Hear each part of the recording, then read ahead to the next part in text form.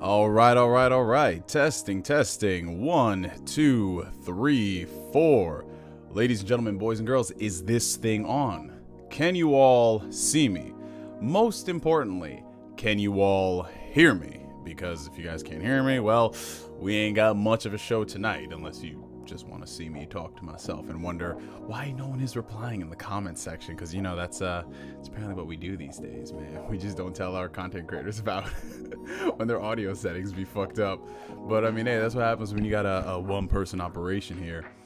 But what's going on to the people in the chat? What's up, y'all? What's up? Let me go ahead and pop this out right quick.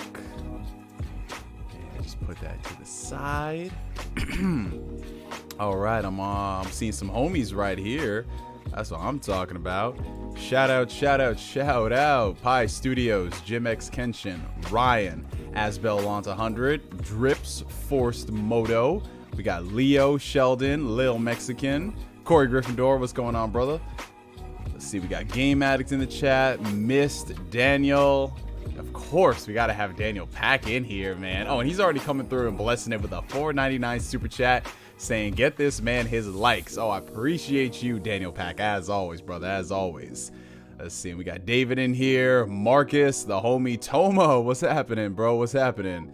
TJ asked if you wanted to see Space Jam with him. Oh, my little man, TJ. Oh, nephew, I miss you so much. We definitely got to work something out next month. Definitely got to. Let's see, we got Narfield in the chat, Blue Suspect, Chris Peralta. What's going on, brother? From one Chris to another. I've been gone a few weeks, but I'm back. Hey, that's what I like to hear, Marcus. Hope you're doing well, man. Hope you're doing well. Oh, we got my sis Mocha in the chat. What's going on, girl? What's going on? I see you, you've been causing some havoc on Twitter all day long. Past 24 hours. You and Alex damn near ruined my Thursday evening with y'all's fuckery. And then today you was talking about your father and some... Oh, man, let me not get into that shit, man. But shout out to the homegirl Mocha. Oh, and then Flame is coming through with a $2 super chat. Is this True Neo or Sauce Neo? Also, hello. Oh, no, this is True Neo. I ain't got nothing to sip on tonight except some seltzer water. Your boy's being good this week because I got a little too lost in the sauce on Friday, man. But yeah, man, we being sober for today's chat. Hey, what's going on, Corded? Oh God, Thomas said Mocha a wild child. Yo, listen, that's all I'm saying, bro.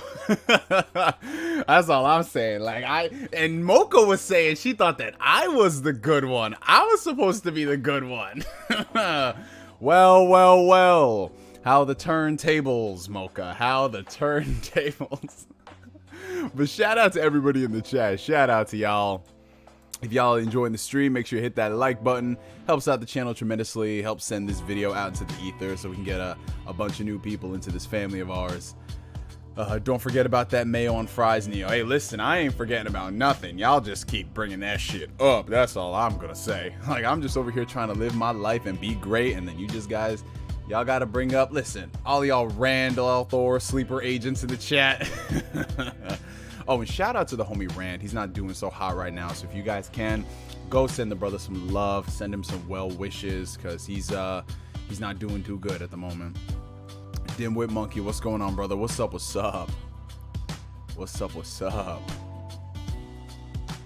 I literally just had mayo with my fries. Hey, look at that. See, Dimwit Monkey ain't ashamed. He's a proud mayonnaise on fries eater, bro.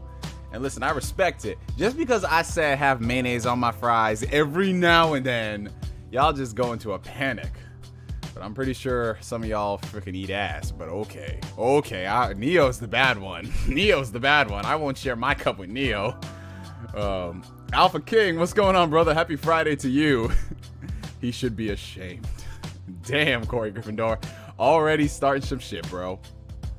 Hey, what's going on, Ash? How you doing? Oh, Ash just comes into the chat just talking about people eating ass and mayonnaise. He's just like, what the fuck? Hey, man, welcome to the chat. That's all I can say. All right, Dimwit Monkey. Safe travels back home, brother. All right, Game Addict got a question. What game should I get for a Series X unless it's already in Game Pass? Well, the thing is, man, about the Series X in terms of game library, Right now, there aren't a lot of exclusive games to play. You're just going to be playing a lot of multiplats and games that released on the Xbox One. So in terms of like must-own games for the Series X, I mean, have you been playing a lot of multiplat games as of late? Because those are the only games that I recommend. You know what I'm saying? But yeah, Game Pass is great if you don't have any idea of what to play, because there's just hundreds of games and you just like play Search and Destroy. Like, ooh, that looks interesting. Mayo on fries is common here in the UK. Okay, Ali. So I don't know what these dudes is going crazy about, having mini heart attacks. Oh, Flame come through with another $2 super chat. Oh, hey, Neo, how much was it for the headband stream? The headband stream? I haven't worked out the exact price with my my partners, but I'm gonna get back to you with the price, Flame. Don't worry about it. Hey, what's going on, Lamont? Good to see you, man. We got Brother Black in the chat. We got Nathan. We got Eat Shore. Oh, what's going on, homies? What's up? What's up? We got Chris Moan in the chat. Scarlet Nexus. Yeah, I've got some things to say on Scarlet Nexus. We'll definitely speak on that once we get later on into the stream. Cold just said, anybody want to get me Wendy's? Nah, Cold. You better drive your ass down to that Wendy's. Get yourself that what do Wendy's guys do? They still got the 4 for 4? They got the 4 for 4. They got the Baconator. Yo, the Baconator used to be my shit, bro. I'm on my 3rd playthrough of Rift Apart. It's that good. Oh, damn. He said 3rd playthrough? Shit, I'm about to finish up my 1st playthrough of Rift Apart. I'm taking my time with that game because it is, I don't even want to say it's on the short end. I mean, it is like 12 hours. So I'm pacing myself. I play it every other day, put in about an hour or so. But I'm getting really close to the end, so I can't prolong it any longer. But it is a good game. I've got some issues with it in terms of story and character, but the gameplay is awesome. The visuals are fantastic. It's just a nice, solid Ratchet & Clank game, which is what we needed right now. Oxtail and jerk for dinner, so good. Oh, Devo, you speaking my language right now. Dude, I have not had oxtail in the longest fucking time. My boy's a chef, and he actually made, I shit y'all not, he made oxtail empanadas, and I ordered that shit from him on Thanksgiving and Christmas. That shit was fire, bro. So good. Oh, snap. We got the homie Miyokio Montana, New Yokio in the chat. I need a tool by my name, Playboy. What's going on, Tony? Or Yokio. You know what? Just because your girl might be watching this stream, I'm going to call you Yokio, because that's your name for right now. God, this is going to be a long stream calling this nigga Yokio. This dude is always going to be Tony to me. Oh, it's going to be Tony, man. You're gonna talk about that video game news. What that video game news, man? There's been a lot of, well, there hasn't been a lot of shit going on, but there's been a lot of random shit happening. I don't know. You gotta catch me up to speed. Are you gonna try the Strangers of Paradise Final Fantasy Origin demo? Yeah, I downloaded it, Leo, but I just haven't had a chance to check it out. It was rather chaotic when I tried to boot it up. Tony, we need to run some Last of Us. Yo, Tony, if you do need another person to play Last of Us multiplayer, my man Toma play that shit religiously, bro. I think he's one of the few people still on that joint. What's going on, Randy? Welcome. Fear No Hate, the Neo World Ends With You demo's out today. Loving it so far. Oh, Fear No Hate. I'm happy to hear that it's good, bro. I'm so happy because in the back of my mind, I had some reservations, man. Because you know how it is, every now and then they come out with a sequel to a game that you love, and then that shit might be low-key trash. But I'm happy to hear that it's looking hot, man, so I'll get that shit downloaded. What's up, Enigma? How you doing, bro?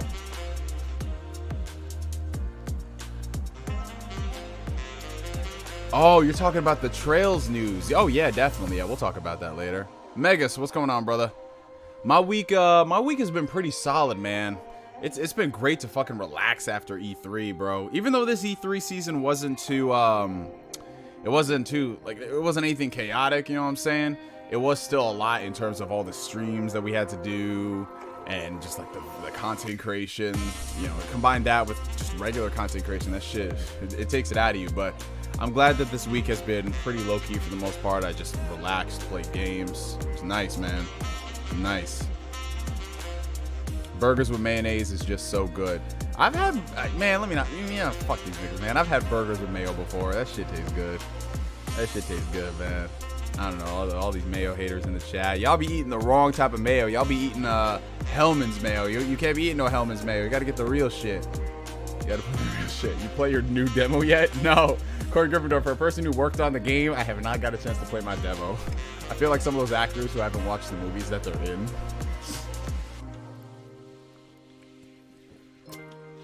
Will you play Sea of Thieves with me? I don't know what to do. Jigga, that makes two of us, because I don't know what... I need to play Sea of Thieves with somebody that is like a Sea of Thieves fanatic and knows what to do, because I just be getting lost. Like, I'm over here just driving the ship. I'm like, where the fuck am I going? Read a compass? Where's the waypoint? But, yeah, I definitely need to assemble a whole squad to play that joint, because that Pirates of the Caribbean stuff do look good. E3 wasn't exactly that good either, but I'm gonna stay quiet. Well, nah, you ain't gotta stay quiet, bro. E3 was not good this year. Outside of Xbox and Nintendo Showcase, E3 was mid as fuck, bro. It's like, damn, y'all didn't need to do E3 this year. Y'all could have left that shit in the drafts. Oh, we got a $10 super chat coming in from the homie Marcus Doyle Terrell. I sent you my actual question in the Instagram DMs because I'm not spending $600 to ask a question. Yo, yeah, that is crazy that YouTube is straight up. It's like your length of what you can ask is dictated by how much you want to spend. That is funny. But the homie Marcus Doyle Terrell always blesses it in the chat, so I'm gonna answer his question right here. All right. So about 3 weeks ago, I put in for my vacation in October. I told my boss about it and he said okay. I checked to see if he approved it for about a week and he didn't. 2 weeks later, I call out of work and come back on Tuesday to find out that he declined my vacation the day I called out 30 minutes into the shift. I was pissed and was about to quit right then and there, but decided to save up more money and quit in October to be petty. Do you think I'm being ridiculous and wanting to quit because of this, or is it justified? I'm curious what you think either way. I've had enough of this place and I'm quitting. Damn. Whew. That's, holy shit. All right, so... Okay. Now, Marcus, I mean, I know you from YouTube and everything. I know you from the stuff that we've talked about, but I don't really know your particular character when it comes down to work. I don't know your relationship with your manager, but I'm just going to assume that you are a good employee. You don't cause problems for people. You show up, you do what you got to do, and then you go home. So for a manager, and I've been in similar situations like this, where I speak to a manager about time off. I ask them well in advance, and you know, I'm a good employee. I come to work, I don't cause any problems, and I expect that I should receive that same type of reciprocation. Like, if I'm doing good for you, you got to do good for me outside of just keeping me employed and paying my salary, right? So in your situation, you put in for your vacation that is 4 months away. And he says, okay, right? And you want to see if it's improved, and he didn't do that. 2 weeks later, you call out, and then he denies your vacation. I'm sorry, that is fucking weird. That is fucking weird for a manager to go ahead and do that, especially if they say that this shit is approved. Because what a lot of people don't understand is that when it comes to planning vacations months in advance, people like to use that as an opportunity to book flights, book hotels, coordinate with other people in their life if they're maybe taking a group trip together. And when it's such a time-sensitive issue, like, hey, the flights right now are $200 versus buying it a month from now, which will be $400. You want to actually, like, yo, like, hey, come on, like, finger snap that shit, like, let's go, make this shit happen. And for 2 weeks, he didn't do that. I mean, I don't know what he's got going on being a manager. I don't know if he was just busy and he forgot it, but still, man, 2 weeks and he doesn't approve your vacation. And just because you called out, like, I'm gonna assume you're not a serial abuser of the call out system, but even if you were, man, calling out and being petty and denying your vacation, bro, honestly, if you've got enough money saved up, especially by October, fucking leave that place for something else, man. Because what people don't understand and what they don't realize is that when it comes down to corporate America, when it comes down to capitalism, and I'm very much in favor of a capitalist system because there are more benefits than negatives. Like, a lot of the great things we get out of capitalism can only be done because of capitalism.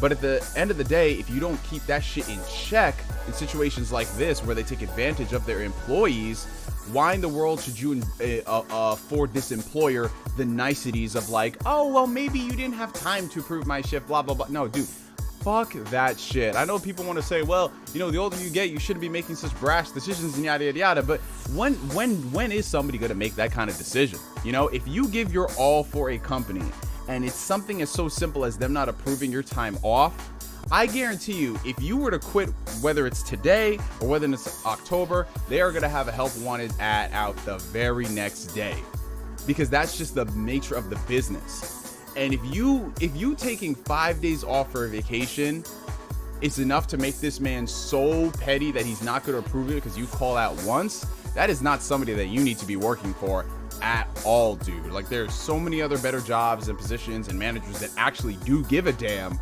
about employees' health and the relationship to their employees, that this person right here, like I said, I don't know anything about them and the situation, but nah, fuck that shit, bro. Like, do what you got to do, stack your money, make sure you have like a nice little nest egg of cash available to pay your rent for a few months, to pay your car note, or whatever other type of expenses you have, and then move on to something else, man, because situations like this, it's not going to get better. You know, like these type of people, like, and I was just talking about this with one of my friends, because they just got a new manager at her place of work, right? And this was a dude who was a server for a few years, and now that he has a clipboard, he's starting to act brand new. And you guys already know how it is. You can't give certain people power, because when they get power, they try to abuse the fuck out of it. Like, you can be best friends one day, and then now that they're a manager, you're not friends anymore. And mind you, you could be like the best employee in the world, but they're gonna treat you differently because you're a manager. And it's just like, dude, those type of people, I just can't be around, man. Fuck that shit. Fuck that shit, man. Oh, but shout out to all the new people joining in the chat. Shout out to y'all. We got Don Otaku coming in with a $5 super chat. Can't stay, but just came to support, and I don't know if you're into his music, but that new Tyler, the Creator album is fire, fire, fire. Oh, that is awesome, Don Otaku. Thank you so much for the support, bro. And no, I haven't gotten a chance to listen to Tyler's new album. I'll probably listen to it tomorrow at the gym, but I'm hearing nothing but good things, man. I've only heard like maybe 1 or 2 people on my feed dissing it, but for the most part, it seems pretty positive, and that's always a good thing, man. It's always a good thing. All right, so let's see.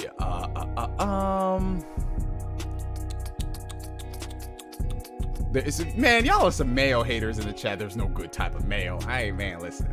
I'm not even gonna argue with y'all. Are you gonna upgrade to Windows 11? If I'm being honest, I'm gonna wait a little bit before I dive into Windows 11, because I just want to see how compatible it is with all of my current apps right now. Because the last thing I want is for to upgrade to a brand new operating system and realize that like my workflow pipeline is compromised because there's compatibility issues. So even though it is great that Windows 11 is a free update, I'll probably wait until 2022 and beyond before I go ahead and make my main workstation Windows 11. I'll probably upgrade a laptop to Windows 11 if I buy one. But yeah, I'll definitely hold off on it, because I mean, I like Windows. I think that for the most part their operating systems are decent. It's just there's too much like hit and miss stuff happening here, and I just I question it. It's like, this is a $1 trillion corporation. Like, how can you get this wrong, you know? All right, let's see. Feel the same way about Terraria. Have had multiple attempts so far now to get into it, but just end up getting confused overall and then stop playing. Yeah, it be like that sometimes for some games, bro. Like, some games you definitely need to have like a primer to like fully understand it. And Sea of Thieves is pretty much a pirate simulation game for the most part. Like, it's not like one of those games where it's like, all right, you have this mission, go here, do that. It's literally, you get on the ship, and getting to that location is a problem, because you have to make sure that you can actually drive the ship. You can read a map, you can read a compass. So it's not one of those like, okay, we'll just go and do this mission in 5 minutes. No, it's actually a whole adventure, which, you know, giving credit where credit is due. Not a lot of games do that. What games are you playing right now? So I'm currently playing Scarlet Nexus. I've been playing it since yesterday morning, and I've got some thoughts on that I'll speak on later. But other than that, I'm just going through and finishing up a couple of games here and there. So I'm not really like playing anything like crazy definitive, like, okay, yeah, this is what I'm doing. I'm just really trying to finish up some stuff. But what's up to all the people in the chat? What's up? Like, guys, he declined that shift. He declined that shit 30 minutes into the shift I called out. He ignored for 2 weeks, but I call out now. All of a sudden, he has time for my vacation. Yeah, nah, bro. Fuck that shit. Get that man out of here. Man. And Mayo with fries ain't it, Neo. Yo, listen, y'all gotta leave me alone. Y'all ain't got anything better to do on this Friday evening except make my life a living hell. 279 super chat coming in from Leon. When's the NGSTheStreamer diss track? Oh man, I feel like I already did a Kingdom Hearts 3 diss track and that was my review. Oh god. Currently drawing, love listening to your streams as background music. Oh, I appreciate that, Aaron. Thank you so much, man. And I see you've been grinding away on them photos, man. No, them photos, those fucking portraits, man. You're doing some good shit, brother. You're doing some good shit. Holy crap, I started watching Neo when I was 13. LOL, I'm 26 and I'm about to have a daughter. That's crazy. Stay up, homie. My God, holy shit, yo. Dude, this man has been watching me for 13 years, you guys. And that's a Kingdom Hearts reference right then and there. But for 13 years, this man's been watching me. And he's about to have a child, bro. Oh my fucking God. That's fucking awesome, dude. Well, thank you so much for the support throughout the years. Blessings to you and your girl on this newfound life you're about to bring into the world. And dude, seriously, all the best to you on this new journey called fatherhood, man. Seriously, I'm so happy for you. I fell back on The Last of Us all the way. I'm waiting on 2 at this point. Oh, okay, I feel that, Tony. You know, might as well just dive into Factions 2. Whenever Factions 2 comes out, man. I'm hoping that shit releases next year. Yo, you know what would be some fuck shit? If they delay Factions multiplayer to launch with that Last of Us remake they were talking about. Oh no, please don't do that. Yo, Neo, check out that World Ends With You demo. The combat's so good and I'm enjoying the writing so far. Well, thank you for the super chat, Marcus. I appreciate it, brother. And yes, I just queued it up on my phone. I'm gonna download that shit and play it after the stream because you said it's fire. Fear No Hate says it's fire. Corey Gryffindor, what are your thoughts on this shit, bro? When you're not roasting me over mayo. Honey mustard and fries is S tier. Oh, it absolutely is. True Chads go for horseradish. I don't know about that, but maybe. I've had horseradish on a burger before. That was interesting. Mayo and fries is lit. Mayo chup is life too. Okay, here comes the homie Quakecool. For once, he is not coming in here with some shit anime game taste. And he's not roasting me for thirst trapping. That's what I'm talking about, bro. That's what I'm talking about. But damn, I'm happy to hear some good things about Square Enix, bro. I'm happy. I'm happy about that shit. Let's see. Brian coming through with a $10 super chat. Appreciate it, homie. Hey, Neo, been playing Final Fantasy VII Remake for the first time on the PS5, and the combat is fun, but I would have preferred the original turn-based combat like on the PlayStation 1. Which version do you believe is superior? Well, Brian, thank you so much for your super chat, brother. Final Fantasy VII Remake's combat system. If I'm gonna be honest, Brian, I fucking love it, man. I love the crap out of it. And this is coming from someone who, when I heard they were gonna change up the battle system of Final Fantasy VII, I wasn't the biggest fan because, you know, I'm like, sometimes you just got to leave shit alone, make it turn-based, right? Keep it turn-based. But what they were able to pull off, this weird hybrid where it is action-focused and at the same time you pause it and you can kind of choose your commands and things you want to do. I like it, man. I really do. And it makes the battles a lot more exciting. Now, that's not to say that turn-based combat can't be exciting. I mean, you have games like Persona 5 that's so stylish. You have games like the Trails series where it's just so... The one thing, in my limited time playing Trails of Cold Steel, like the 30 hours I put into it, one thing I did love about the combat system is that if you were willing to invest the time in figuring out how deep and complex it is, it's so satisfying and rewarding. So in the case of Final Fantasy VII Remake, I think they struck a nice balance between the two. But Brian, I'm being honest, if you want to see how great that combat system can truly be, you have got to play the intermission DLC with Yuffie. I was playing that on stream earlier this week, and dude, just look at my face. I was a kid in a candy store. That shit was so fucking fun. So fun. Like they did so much more to expand upon the combat system. There's a lot more aerial combos now. Dude, it's so much better. So I think that's what they originally wanted to go for. And I think when we get to the second part of the remake, we are going to get to see more of that stuff, because they have like these sync commands you can sync up with your partner and do extra damage. Dude, it's so fucking dope. So, oh, fuck. Who told this man to come into the stream? Who told this man? Ain't this man supposed to be sick? Ain't this man supposed to be in bed dying? And he's coming to, all right. Okay. I'm gonna pause Brian's question for a second. We have got a $5 super chat coming from the man with the million himself, Mr. Rand Al Thor 19. Bro, all your disgusting mayo loving has literally given me ammonia. So first things first, shout out to the homie Rand for the super chat. Second, listen, we ain't gonna talk. No. Listen, my love for mayo on fries predates. All right, I should say your mayonnaise trauma predates you finding out my love of mayo on fries. Thank you very much, Mr. Thor 19. No, you asked for it. I said go send this man well wishes, not tell him to come into this chat say, yo, Neo's out here defending mayonnaise again. No, man, listen, y'all don't get your... But anyways, Rand, we gonna introduce you to some really good mayo at some point, man. Some nice organic mayo, and then your life is gonna be changed. That's all I'm fucking saying, man. Listen, like, I heard from some people in this chat that mayo on fries is a delicacy in the UK. So I don't know, you might have to ask your homie Jez Corden about that shit. But yeah, shout out to the homie Rand out there, bro. Seriously, I hope you're feeling at least somewhat better. Get better soon enough, man, because we need some Rand videos in our life talking about some Xbox greatness, man. We need Rand to come on here and talk about that Sea of Thieves. We need to see Rand on the poop deck swabbing that shit and then eating a banana without unpeeling the banana.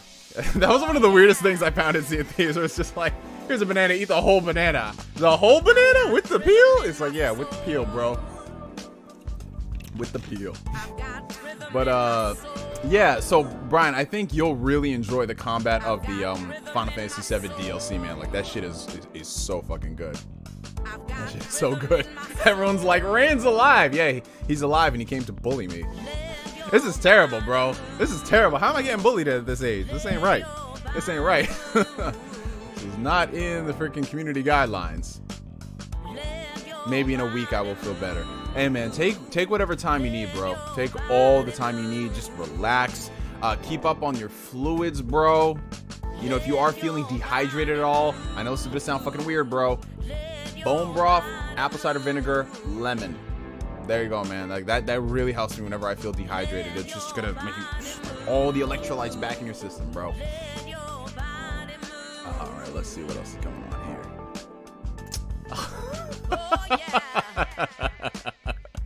Y'all is wild. Talk about Mario Golf. Quite the disappointment. Hey, listen, man. I gave up. You see, this is something I would love to have Rand on just to talk about Nintendo stuff, because Rand, I mean, everyone makes it known that Nintendo is kind of like that Nintendo's like the grandfather in the community who just doesn't understand things, but people give him a pass because they're the grandfather. Rand is just like, yo, if this was any other company, y'all would be hating this show, because it's Nintendo, y'all give it 10 out of 10. Oh man, but yeah, that Mario Golf, dude, it's just another cash grab Nintendo spin-off title, dude. Like, Mario Party's been mid this generation. Fucking Mario Tennis was bare bones as fuck, and now they're doing the same thing with Mario Golf. And I know they're talking about getting free content updates, but bro, you're still spending $60 on this game.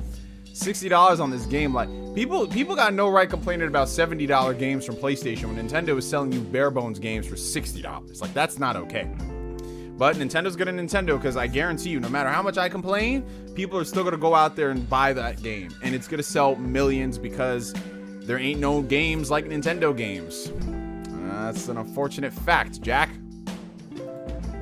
The homie Marcus is coming through with a $20 super chat. Appreciate it, brother. What are some things that people do at the gym that irk you? Also, do you think that preaching body positivity has a type of toxicity towards it? By which I mean telling people that they aren't fat when in reality they are. And a $5 super chat again from Marcus. By the way, if you use anything other than ketchup or honey mustard for your fries, you a weirdo. Keep your mayo to yourself. Listen, I'm just gonna keep my mouth shut, but y'all is just gonna come in here and start roasting the fuck out of me. Listen. Alright, you know what? I can take the beating. I can take the hate. I do it for the culture to make gaming great. Isn't that what Jimmy used to say on Weapon Wheel? That shit's just been embedded in my mind for years. Oh, man. But anyways, to answer Marcus Doyle's questions, some things that people do at the gym that bother me. All right. So I mean, there's a laundry list of things. I've been working out since 2014, and there's a laundry list of things that get on my nerves from people, especially if you work at corporate gyms. You know, if you're in like personal owned gym, if something that's not like catered to the masses, it might not be that big a deal. But when you're in a commercial gym like a LA Fitness, 24 Hour Fitness, Planet Fitness, you're bound to run into some weird ass people. So one of the first things that I hate about folks is I hate motherfuckers who hoard equipment, right? So let's say you're working out in the free weight section, okay? You're working out with the free weight section, and you got this motherfucker who's hoarding 6 different pairs of dumbbells. And they're talking about, I'm doing supersets and trisets. And I'm just like, dude, there's no fucking reason to be hoarding all this damn equipment. You know what I'm saying? Like, there are better exercises you can do that can achieve the same damn goal. There's no need to be hoarding equipment. And those are the same people that don't put that equipment back in the end. Like, dude, what the fuck is the point? You're hoarding all this equipment for no damn reason. So that's one person that kind of pisses me off. The second type of person that pisses me off are the talkers. Oh my god. The people who just come to the gym and their little group of people, they barely work out, and they're just over here on a bench or they're in the squat rack and they're just fucking talking. Very minimal working out going on. Like, listen, I understand it. If you're squatting 500 pounds, yeah, you're gonna need 5 minutes plus of rest. I understand that shit. But if you're over there barely eking out 225 pounds for reps, and you're over there talking with your boy about how your weekend was, I'm just like, motherfucker, get out of the squat rack. There are other people who need to use this shit. People who just come to the gym and treat that shit like a social experiment. When I go to the gym, I got headphones on. I ain't talking to nobody. I'll dap up a couple of my homies, but we keep that shit moving because we are in and out of the gym. So when I see people out here who are just like having this fucking conversation, dude, people need to use that equipment. If you are gonna do that shit on the treadmill, or do that shit, I don't know, outside of the gym. Go to a fucking Starbucks for all I care. So let's see. So that's the second type of person. The third type of person that I cannot fucking stand, like, you'll notice I don't talk about like people who just like try to go for attention, like the grunting crowd and everything. I don't really, that's not a big deal to me. But it's when you're interfering with my time at the gym, that's what's shit that bothers me. The third type of people at the gym are the fucking weirdos that just stare at you. Now, I'm not talking about if you're doing something like really spooky, you're doing some questionable exercises and it's just like, what the fuck, bro? But I'm talking about the people who just come up there and they just stare at you at every single thing you do. Now, at first, I'm like, okay, maybe it's like a compliment. Maybe it's like, all right, they appreciate the gains, yada, yada, yada. But when they start staring at you and they start following you, like, bro, this shit just happened to me on Wednesday, right? So I was working out Wednesday. I was at the gym doing back of biceps, right? And there was this, like, it's always the old ass people do this shit too, right? I'm just working out. I'm minding my business, okay? I'm in my little zone. And there's this dude who's working out in the bench behind me, right? He's doing bench presses. He wasn't even working out at all. And so I'm just over here minding my business, and I move to the next station to do other equipment. This motherfucker follows me, and all of a sudden he's doing legs. Like, nigga, you went from doing bench press to doing legs? Like, yeah, I know full body training exists. I do full body training, but this nigga don't look like he do any training at all. So I'm just like, nigga, what? And so I'm just like, all right, whatever. So I'm moving all the way to the last section to do pull downs, to finish off the day, stretch out, whatever. And this dude comes over, and I guess now it's fucking bicep day too. I'm just like, what the fuck? Dude, so the fucking weirdos at the gym who stare and follow you around. Like, get a fucking life. Do something else, bro. And that shit, like, I know some people who here don't work out at the gym, so they might understand what I'm talking about. But this shit is fucking weird. When you're in the gym minding your business and there's people just fucking following you and working out in your area, listen, if it's some cuties, if it's some honeys, if it's some shorties, that's fine, okay? You know what I'm saying? That's okay. But when it's grown-ass motherfuckers with beards and shit, when it's old ladies, when it's just like weirdo-looking dudes where you just look at that profile and it's just like, you look like you touch people. Like, nah, man. Listen, like, I go to the gym and I get hit on. I get hit on by girls, I get hit on by guys. It just is what it is. But I just don't like when people are just so in your space about it. I'm sorry, but just being in somebody's space and constantly looking at them is not shooting your shot. You come up and you talk to me if you want to see what it's all about. But people who just do that shit, nah, man, I can't, man. I can't. They're just fucking annoying. They be having weirdos in the gym. Who else fucking pisses me off? Foreign police, when these people don't even look like they fucking lift. So, you know, like obviously when you go to the gym, you want to have as good as form as possible to make sure you're utilizing the right muscles and make sure you're not fucking up shit in your body. Of course. But as anybody who trains heavy knows, sometimes there's a tendency for your form to break down slightly, especially if you're going for PRs. Slightly. I'm not saying it goes from 100% perfect form to 50%, but I'm saying it might dip down to like 80%. And that's when you work at making sure the next time you attempt that lift, you have even better form. Everybody fucking knows this. It's just a part of life. But then you have people coming in here like, bro, you have people fucking coming in here and, you know, I'm over there, I'm putting up like 300, well, I think I was doing like 365. I was squatting 365. And, you know, my form started to break down a little bit on the final rep of an AMRAP. A little bit. And this dude comes over and he was... some people are saying the music is too loud. Okay, I'll bring that shit down. Hold on. Okay. All right, I brought that shit down. Okay, hopefully it's better now. So my form breaks down a little bit, and you know, I'm grunting on my final rep, and I was like, oof, and I just got that shit because it was great. This dude comes over to me, and he's just like, oh, you know, for on your final rep right there, I was watching, and you know, to make sure you don't do this and you don't do that, you blah blah blah. And I was just listening to him, and I was just staring at him, and I'm like, okay.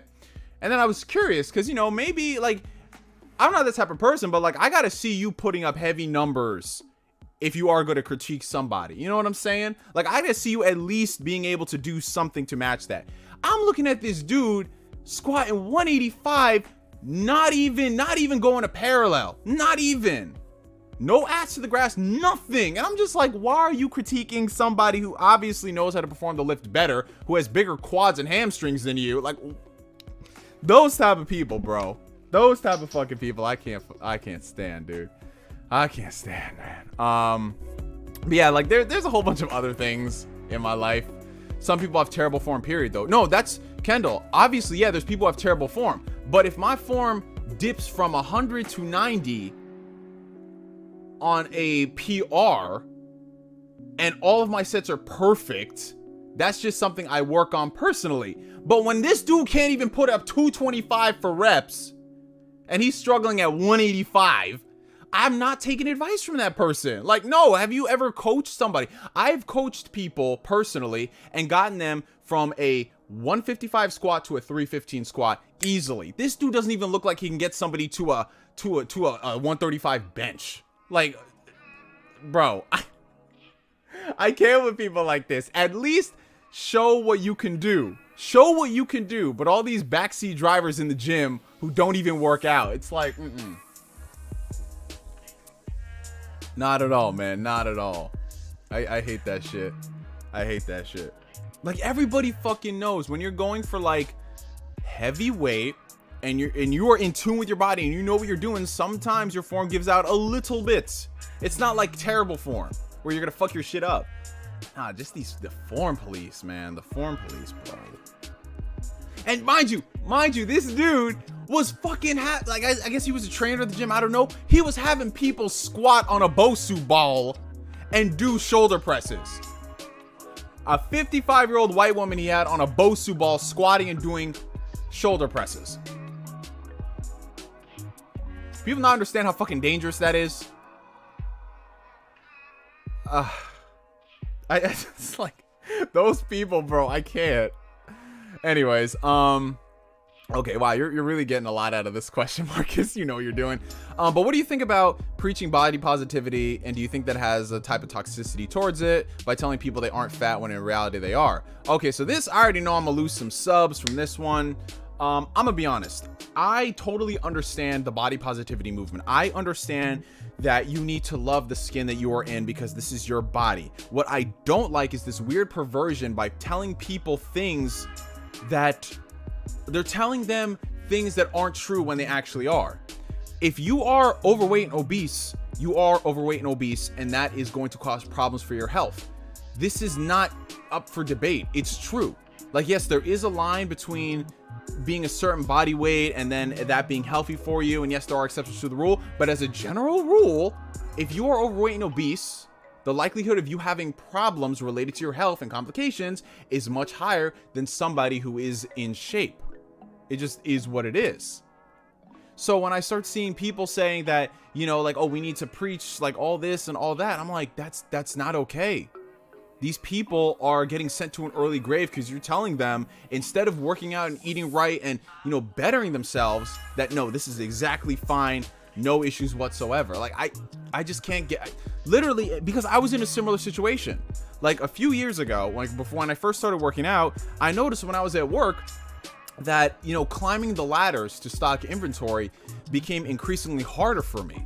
And I was just like huffing and puffing and getting winded doing basic shit, like going up a flight of stairs. I was like, what the fuck is going on, man? Like, this is not good. And I just realized that, all right, if this shit continues, I'm gonna start having health problems. So I made a change and I made my life better because of it, and I'm in the best shape of my life and I feel fantastic, right? But what happens is, a lot of people, instead of telling them the truth, they just don't want the truth. They just want to be coddled. You need to better yourself. You need to eat right, not to look good, but you need to eat right for your health. You need to work out for your health. And I just don't like that. Like, it's just like, I'm not a fan of this shit. I'm not a fan of like people who are dying earlier and earlier because of their weight and things that could have been avoidable. And sometimes you do need to give people a swift kick in the ass. Like, I got a swift kick in the ass when I realized that I was struggling to do things at work. But people don't want to hear that. People want the 30 days or less beach body diet. They want all these things to be handed to them on a silver platter. And you don't say these things because it's going to hurt someone's feelings. Okay, well, if we can't say this and we can't have an honest to God conversation about this, when are they going to have this conversation with their doctor? When they're telling them that they're a type 2 diabetic? When they're saying that, okay, you know, if you don't get things under control now, you're going to be dead within 10 years? Like, I don't know, man. I don't know. Like, obviously there's a way to say certain things to people so it doesn't come off as condescending, but people don't even want to hear folks like me saying you got to eat right for your health. They don't want to hear that shit because that's an attack on them. If something is an attack on you because you are denying reality and the truth, then that's a you problem. That's a no one else problem. That's not a societal problem. That's none of this shit. It isn't. And it's going to be hard, and it's going to take a long time for you to change your body and your way of thinking and your health and your way of eating. But it's all in pursuit of greater good. Like, I don't know. Like, I see people saying stuff like, I hate how on airlines they charge me for 2 tickets. Well, because you take up 2 seats. This is not even a joke. I'm not even trying to be funny. If you take up 2 seats, it is what it is. It's not them being oppressive towards you. Like, oh, they're oppressive on this. Like, I can't fit in a booth in a restaurant. This is terrible. Like, man. I don't know, man. It's just that this shit is so easy and so simple, but people just, That's why I'm not a fan of all these people saying, like, yes, your weight, your well-being, your physical appearance should not, what's the term I'm looking for? It should not disqualify you from anything in life, yes, but at the same time, everything in life, you are judged based off what you bring to the table. And yes, that does come down to your looks, and that does come down to your weight. It just is what it is. You don't got to be a supermodel, but oh, man. I don't know. Like, I just see like a lot of, like, even this one chick, I wasn't talking to her, but she's always trying to talk to me.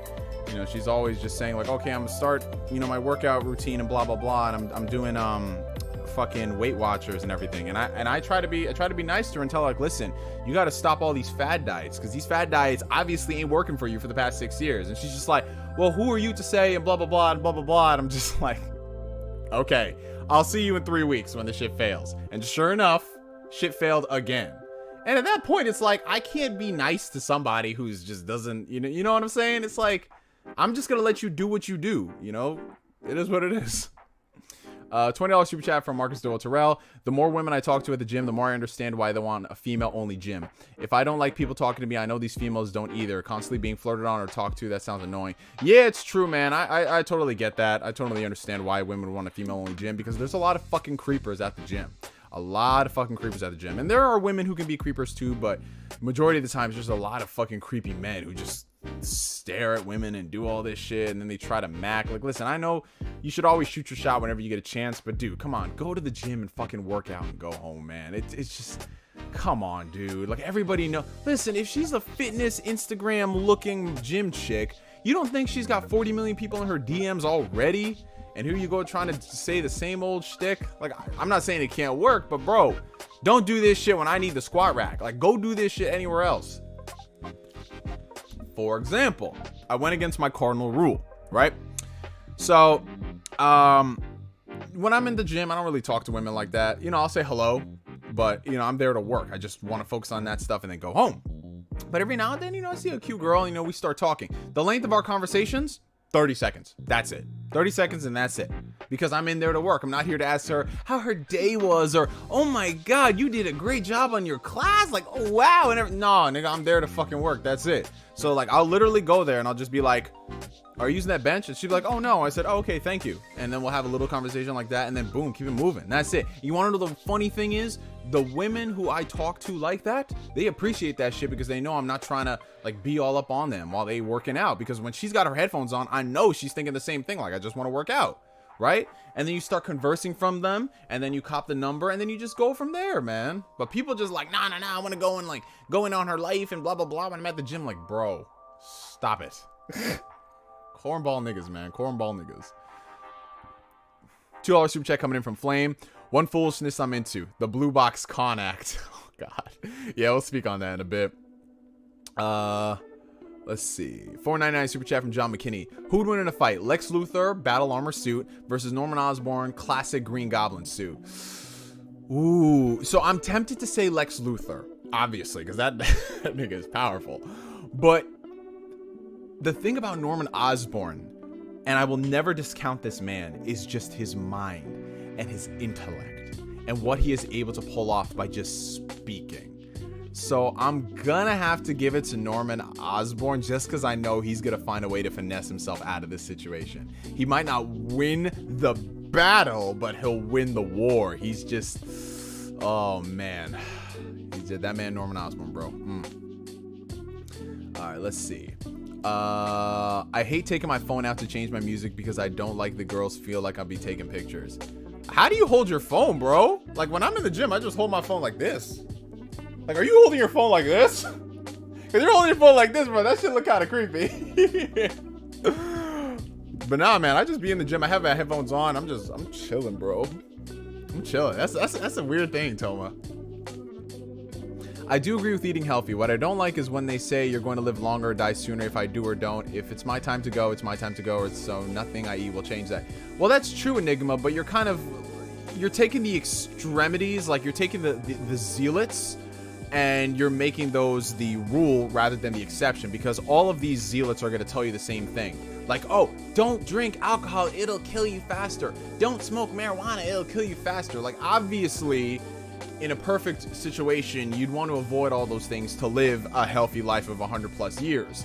But if that's going to deter me from having great experiences by eating the best burger in the world or having Heineken straight from the Heineken factory, sure, I'll lose a couple years and I'm fine with that. So I don't listen to the people who take it to that extreme. But as a general rule of thumb, you should live a pretty healthy lifestyle. Like, I use the 6-7 rule, which is essentially 6 out of 7 days of the week, you eat relatively clean, you eat good. And then that 7th day, if you go off and you have burgers and you have beer or whatever, it's not going to set you back because you've already done all the heavy lifting throughout the week. So that stuff is fine.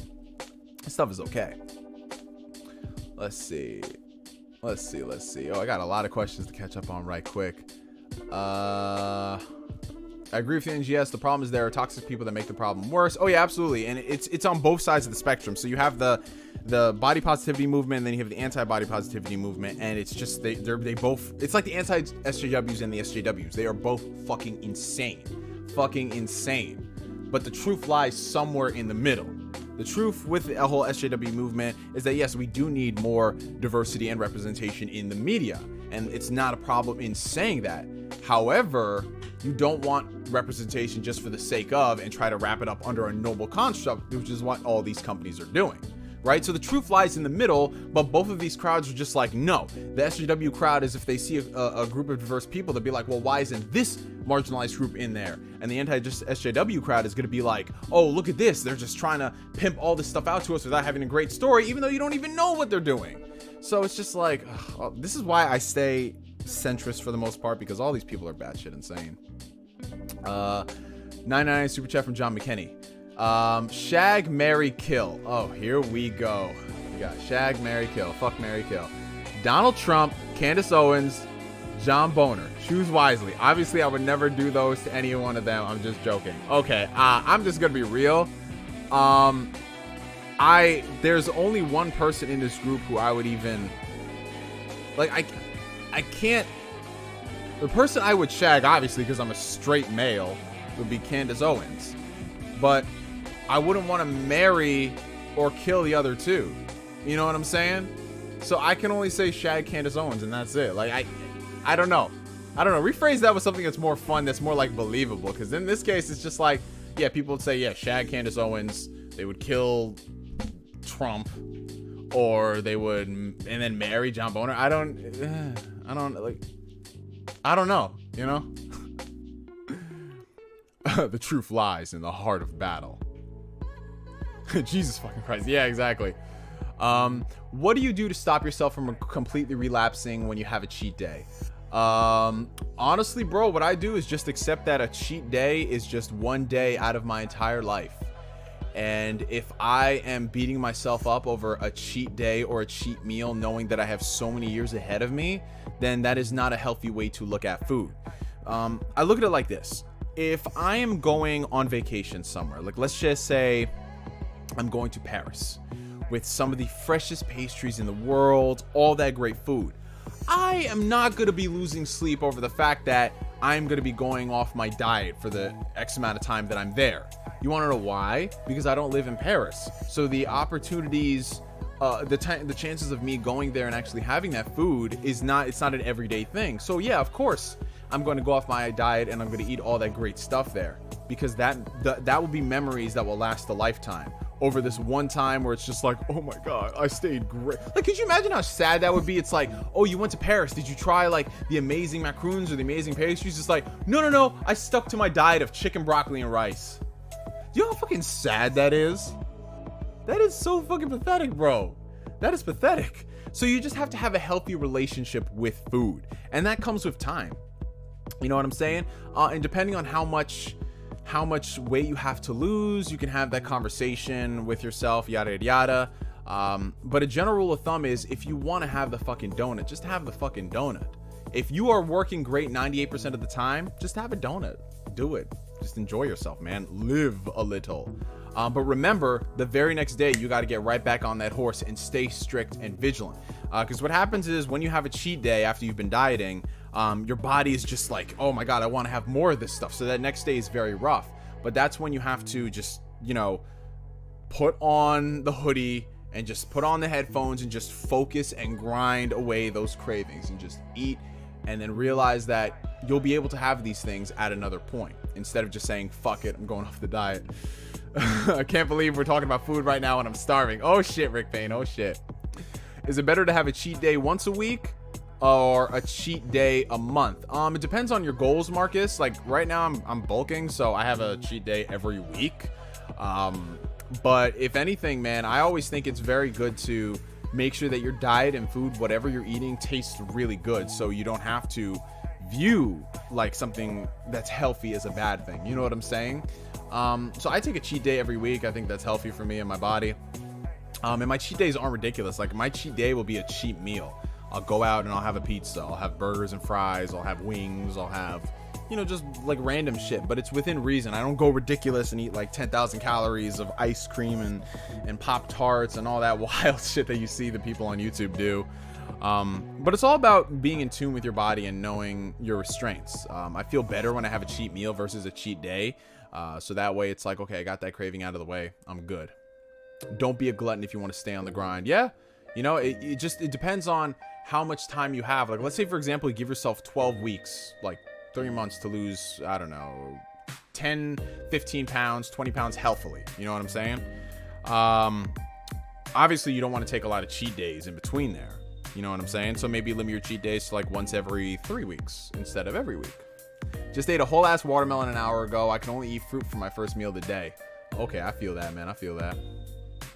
Typically, healthy foods taste good after doing it for a while. Yeah, and the problem is a lot of people just don't know how to cook. So their healthy food tastes like shit, and they think that all healthy food tastes like shit. It's like, no, man. Once you learn how to freaking cook a salmon, when you know how to cook like ground beef and make yourself some healthy burgers, you know, some fresh sweet potato fries where you chop up the potatoes and you just saute, dude, it can taste fucking good. Hey Neo, how do you balance all the games that you play? I think having a lot of games to play is what steered me from getting into gaming heavily like I was when I was younger. So to answer your question, Penny Hernan, I balance it by realizing that number one, unless I dedicate all my time in the world to gaming, I am not going to finish games at the rate I used to as a kid. Because when I was younger, it was much easier for me to finish video games. Especially because, you know, back then we didn't really have any obligations like that. My only obligations was to do good in school and do chores around the house. And also back then, I didn't have money to buy games like that. So the only times I ever got video games were for my birthday, Christmas, and every now and then if I saved up my allowance to go buy a game. So the games that I would pick up, I would make sure I 100%ed them to completion. Now that I'm a little bit older, I've been working, I have disposable income, all my bills is paid, my car note is paid. I can go out there and buy games at my leisure. And there was a time where I just bought games for the shit of it because all my bills was paid and I wanted to buy games and I would play them. Now, obviously, I wasn't finishing games like that because, you know, there was just too many games to play. But one thing I've learned the older I've gotten is you don't really want to look at your backlog as a backlog. You just want to look at it as, what game do I want to spend my time with today? And you don't want to force yourself to finish games, because I've noticed what happens is a lot of people try to force themselves to play games they don't want to. Even if they're somewhat enjoying it, they'll just like begrudgingly push themselves to the end. And I don't do that. So if there's a game that I'm playing, like let's say for example I got it on sale and it's in my gaming backlog, if I'm not vibing with the game after 5 hours, the likelihood of me continuing that game is very slim. And that's why I always tell people that pacing is very important to me in video games, because if you don't really hook somebody into a game within the first couple of hours, I think that you failed as a developer. I'm not saying that you have to introduce all of your mechanics in your systems in the first 5 hours, but if I'm playing a game and if by 5 hours I'm not hooked whatsoever, either by the story, by the gameplay, by the world, I'm just not going to go back into that shit, you know? Because I played Final Fantasy 13, right? I played Final Fantasy 13. I really enjoyed my first playthrough of it. I had a lot of fun with it. But there was something that I always said afterwards. I always said, if you can get 30 hours into this game, then I think you guys are really going to enjoy it, because that's when the combat system truly opens up. And as I'm sure a lot of you guys are watching right now, you're like 30 hours into a game in order for it to get good. Like, what the fuck? And yeah, that's a big deal. So I don't like to play games where people say if you can get, like, perfect example, Xenoblade Chronicles 2. I remember, and everything sounds good, right? The music is not overpowering my voice. You know what I'm saying? I just want to make sure, you guys, because I know on the playback of the last Ask Neo, my voice was really overpowered by the music. Just want to make sure everything is good. Why do all these words sound touching with the music? I don't fucking know, man. I don't fucking know. Let me just go back and hear this shit right quick. Let me hear this shit. Hold on. Let me see. Let me hear this. Oh my god. That sounds so fucking weird. I'm crying, man. But yeah, it's let's see. Yeah, so Xenoblade Chronicles 2. I remember when I bought that game and I got like 10 hours into it and I really wasn't feeling it. And then after I got a little further into the game, I got hooked and I was like, oh my god, this game is amazing. But one thing that I said is, I can totally understand if people do not like this game, because getting into it is a fucking chore. Yes, the battle system gets fantastic later on, but that is not, like, I can't, because everybody's time is valuable and precious, whatever you've got going on. You know, if you've got kids, if you're working, if you're in school, not everybody has a lot of time to dedicate to playing a game that maybe it has the potential to get good.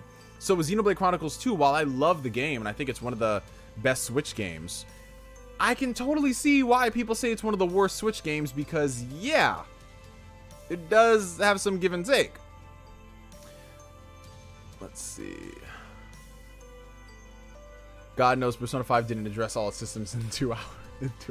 Yeah, no. And here's the thing about Persona 5. Because my homeboy Broken Games HD, he didn't like Persona 5 because he didn't like the whole school simulation aspect and all that stuff and yada yada. I can totally understand if he doesn't like it, because Persona does have a lot of cutscenes and dialogue with characters. Now, it's great for the story, but if you're somebody who just kind of wants to get into it and you don't like the school simulation aspect, maybe Persona is not your game. So I can totally see why somebody wouldn't like it.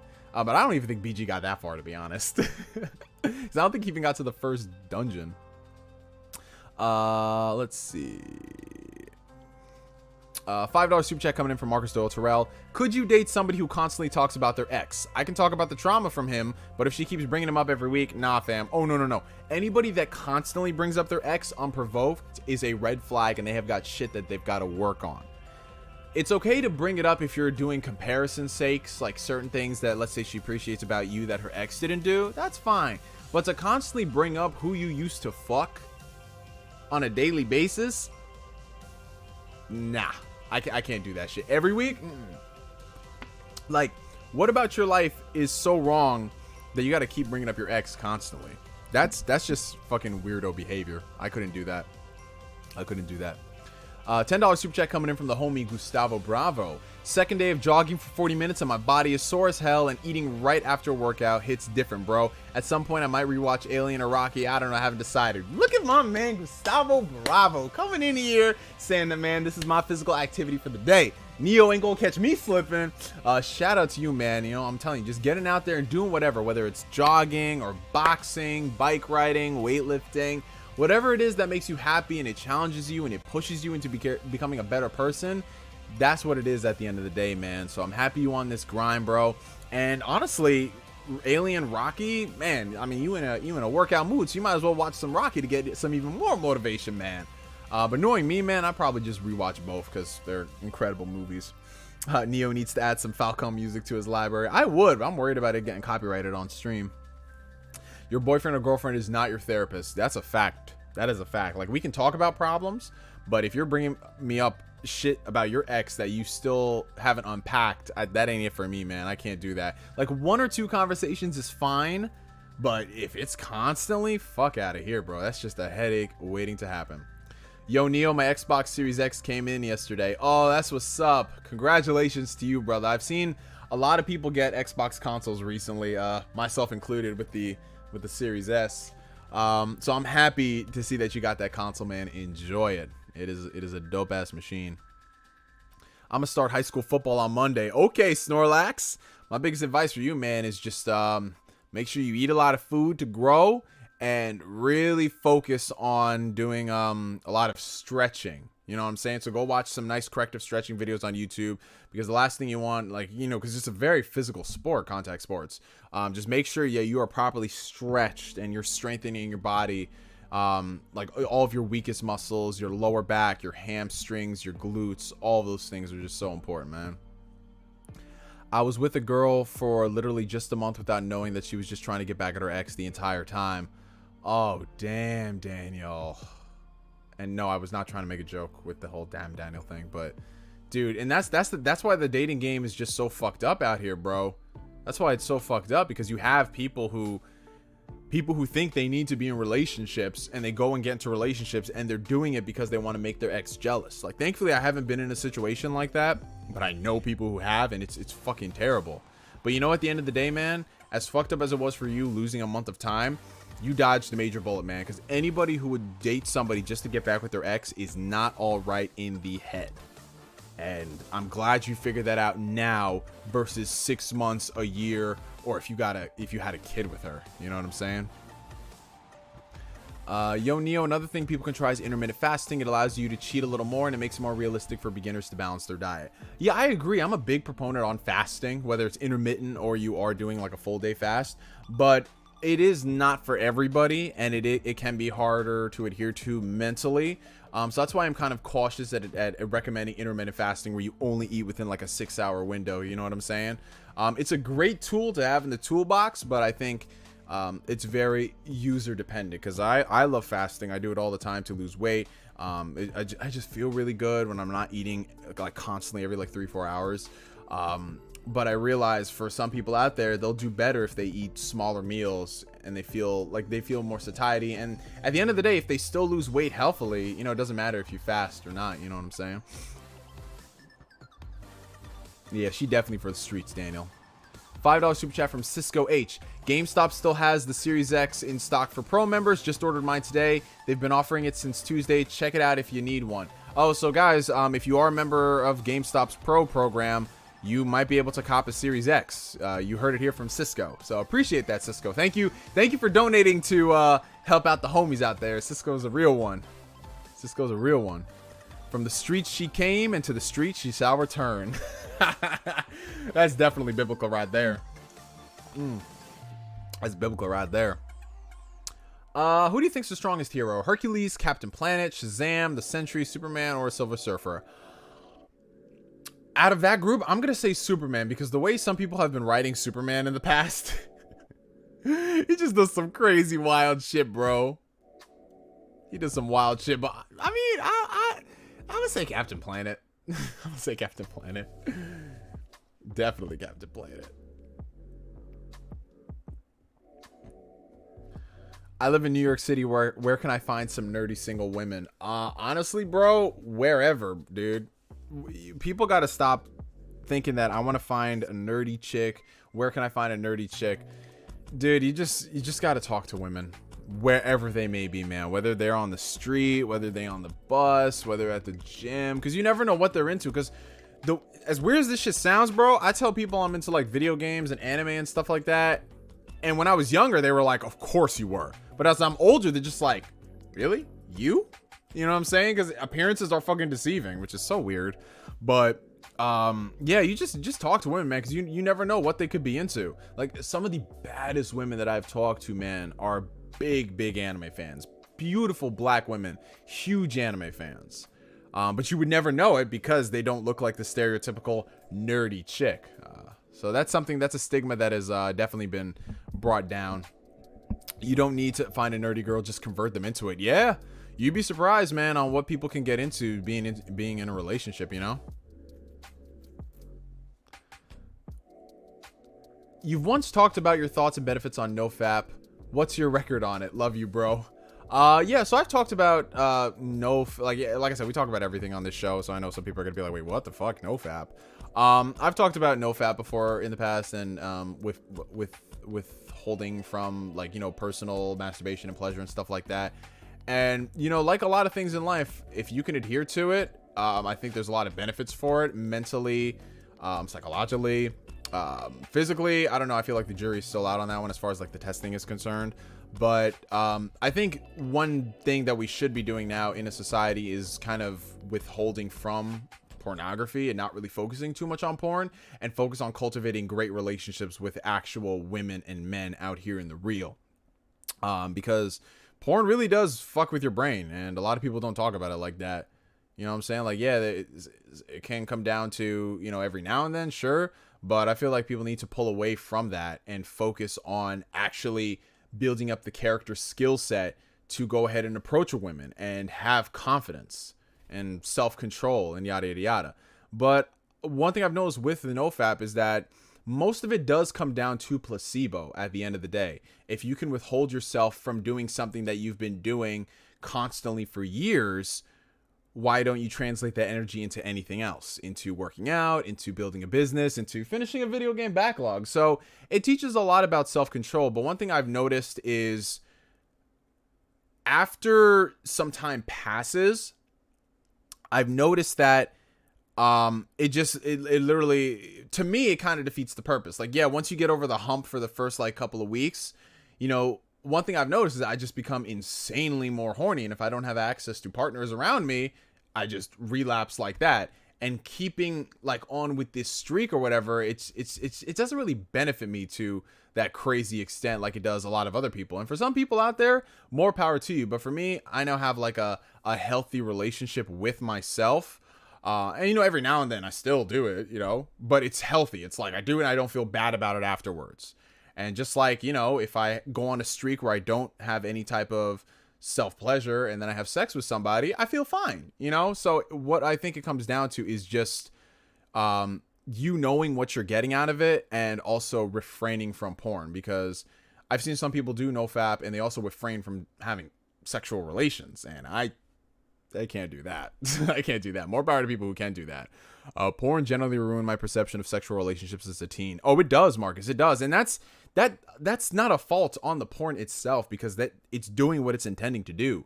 But what happens is that when you are younger, you have no idea of what it is because you don't experience it. So everything is just all jacked up. And the older you get, if you don't really experience it, you become more of a recluse, and then you start getting into the really weird shit to just fulfill all your fantasies. And yeah, it's definitely a conversation that needs to be had, which is why I don't feel weird talking about this, because this is something that a lot of people don't talk about because it's taboo and it's risque. But, you know, I think what it does come down to is just men building confidence, because I think what it comes down to is just men don't build confidence in themselves, so they have to retreat to those things in order to get that dopamine, to get that rush. When I guarantee you, if you just, the way you carry yourself, if you just focus on your confidence and you focus on what you got to do and you focus on being the best version of you, you will be able to pull women. So it's I don't know.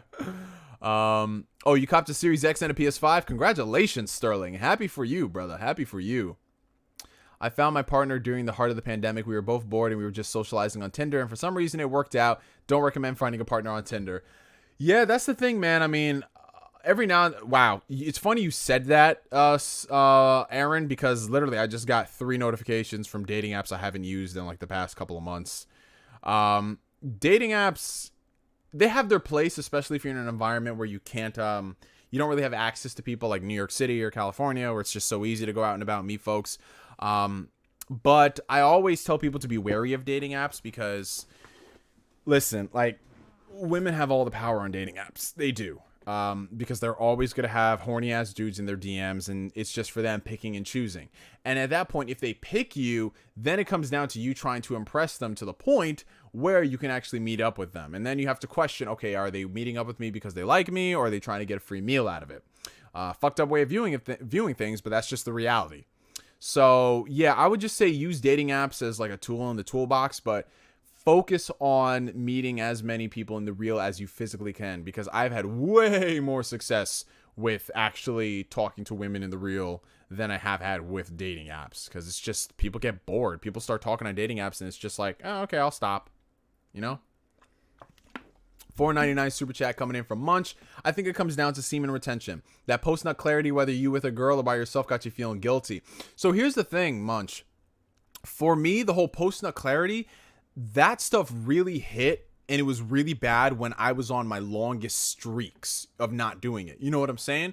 But now that I have like a healthy relationship to it, when that post-nut, I don't get that post-nut clarity where it's just like, fuck, what did I do? Like, I regretted smashing. I regretted doing this. So I think what it comes down to is people got to get to that point where they feel like this shit is actually healthy, and sustainable for them, you know?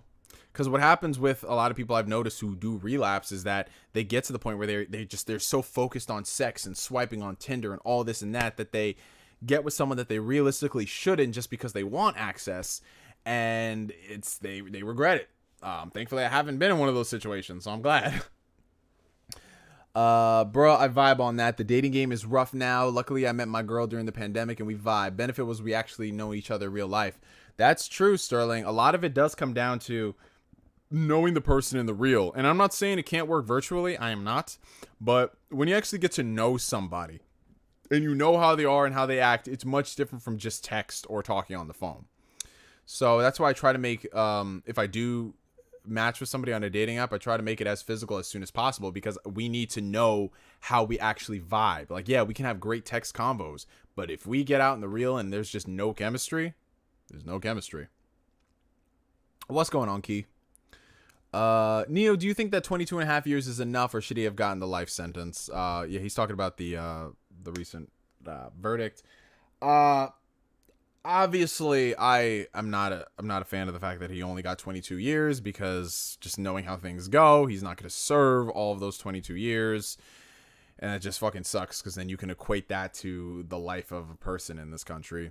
But I think there is still more to come. Depending on what else he gets hit for, the sentence could increase even more. But honestly, I'm just not holding my breath over things, you know, as far as our judicial system is concerned. Like, it's good that one person got charged, but there's still a lot of work to do in this country. There's just way too much collusion from the lower levels all the way up to the top brass. And that exists not just in the judicial system, but in every single aspect of every single business, of everything you can think of, man. There's always going to be corruption. Neo, what are your thoughts on Bitcoins and crypto? One day I want to donate, but in crypto. Honestly, I have no thoughts. I mean, I've read up on them, and I think it's very interesting, but I've never invested in those things. I see some of my friends do that, and some of them have succeeded, some of them have failed. So until it gets more, until it's more legitimate, you know what I'm saying, I'm probably not going to invest too much in it. But I see some people having some good success, and hey, more power to them. 123 viewers, but only 73 likes. Hit that like button, you ninja watchers. Oh, I appreciate that, Osball Long. Yeah, if you guys are enjoying the stream, make sure y'all hit that like button. Helps out the channel tremendously. I watched a video a while back about dating apps, and most of its user base is men, like heavily skewed. If you could see it like you were in a club, you'd think it was a sausage fest.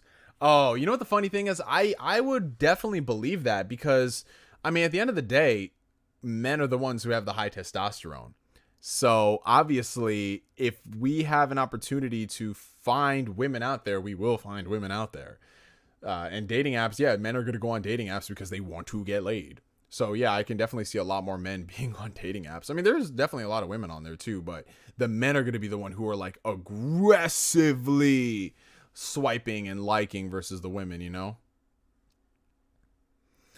Testosterone drops after 7 days of semen retention, so make sure to have your champagne of victory once a week at least. And that's exactly what I'm talking about, Cisco. Cisco over here dropping some... First off, Cisco's dropping some game console drops for y'all, and then he's dropping some knowledge on this shit. That's what I'm talking about, man.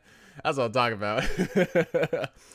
Lost $4,000 from it. Are you serious, Daniel Pack? Please tell me that you lost $4,000 and then you gained $40,000. Like, please tell me there's a happy ending to this. Now try to become a samurai watcher and like the button. Oh, yes. Oh, I appreciate it, NKDN. Thank you, brother. And that jumped us up to 87 likes. You guys are the best. How's everybody's Friday going? Anyone here watching and they're just wondering, like, I didn't know where this stream was going, but I'm still here and this is kind of fun. I appreciate you guys. It's currently 8 p.m. Eastern Standard Time over here in New York. Where are y'all tuning in from? What's up? Let me know. What's on the menu for breakfast, lunch, and dinner? What are you doing, man? What are you doing? And there you go. My lights just turned on because it's 8 o'clock. 8 o'clock on the dot. I just lost it all. Learned from it, though. It was hella reckless. Hey, you know, life is our greatest teacher, Daniel Pack. Life is our greatest teacher. For better or for worse, we learn. And that's what it's all about, bro. That's what it's all about. Because I guarantee you, you lost that $4,000. But with the knowledge you have now, you can make that back and then some. Might take some time. But at least now you know what not to do. Peace from England, the UK. Oh, blessings, brother. We got Las Vegas. Dinner was fish. Hey, okay. We got Indiana dropping in from Cali, Texas, Idaho. No, Idaho. We got Duval in the house. We got a lot of people coming in from the UK. That's what's up, man. Minnesota, Tennessee. Nighttime. Harlem, and just had 2 bagels now. Hey, I'm telling you, man, them New York bagels be hitting. I'm telling you, man. Let's see. Watching from Jacksonville, Florida. Okay. California, Brazil, Jamaica, LA, Philly, baby, Ireland. Oh, okay. We got a lot of diversity in this chat. That's what I like to see, y'all. Well, happy Friday to everyone. We got Illinois in the chat as well. Did you see that EA acquired Playdemic for $1.4 billion? Oh, yes, I did see that. And, dude, it's starting. It's starting. Discovery is just auctioning off all the things from Warner, and it's kind of telling that we're about to be in a major acquisition war, because what didn't EA recently acquire Codemasters not too long ago, and they paid like an absurd price for them. This is where it's going, man. I mean, Microsoft just bought Bethesda for $8 billion. You have EA dropping almost $2 billion, and then now all these other WB assets are probably going to start getting auctioned off to different people. So yeah, just get used to this, guys. We're in that acquisition era. Cincinnati, Ohio, what up? To all my other Vegas peeps, it's barely 5. What you mean you had dinner already? Oh, no. They had like the traditional meaning of dinner, which is actually like 5 p.m. They had supper, Cisco. They had some supper. They just rang that bell. Supper time! Yep. Warner Brothers gaming division is about to be no more, man. So I wouldn't be surprised if Microsoft steps in. Wouldn't be surprised if Take-Two steps in. It's going to happen, guys. As long as Tencent and Amazon aren't buying anything, I don't care what happens. Oh, I just hope Tencent doesn't buy anything. I just really don't. The last thing we need is more Chinese money in these companies. Because people don't realize like how fucking powerful China is and how they already have their tendrils in so many different companies. And they play in the long game with that shit. Because right now it's not a big deal. But then something's going to come out and they're going to be like, why did you do this? And it's like, oh, we can't say why. And then you know why. But yeah, there was also that rumor, and I guess we can get into like the gaming news stuff right now. So if you guys had any gaming news questions, feel free to ask them in the chat right now so I can speak on them. But there was that rumor going around. Jeff Grubb was talking about how EA was thinking about reviving an old franchise of theirs, and they might reveal it at, I guess, the next EA Play event. Heavily rumored to be Dead Space, considering, they had great success with Mass Effect. Honestly, I'm just not going to hold my breath for anything EA does. Like, I would love for a Dead Space remaster trilogy. I mean, I'd only play the first 2 games. But I'd love for Dead Space to get, like, the 4K treatment, better textures, better frame rate. I think that'd be awesome. But unless this materializes in EA actually focusing on single-player games and making that, like a pillar of their foreseeable future, I'm not going to get too excited, because we had Jedi Fallen Order come out and that game was amazing. What it was able to pull off, the sales, the critical reception, the love for that game, it was great. But that was not because of EA. That was because of Respawn. Other than that, I mean, we see smaller titles come out that do well from EA, like their single player games. That's fine. But until we start seeing a string of single-player successes that don't have forced microtransactions, that don't have forced multiplayer, that just are good single-player experiences that we can look back on 10 years from now, I'm not going to lose my breath. So I'll take a Dead Space remaster trilogy. But if they announce that Dead Space 4 is in production, I need to see quality talent on it. I need to see sustainability. I need to see them create a studio, because the studio doesn't make that game anymore. They shut it down. I need to see a studio come out and they build a culture around it where it's like, you're going to work on this. Not, hey, you're going to put out this great game, and then you know what, for the next game, we're going to micromanage you to death. Like, I don't need to see that shit again. I already saw that happen with Dead Space 3.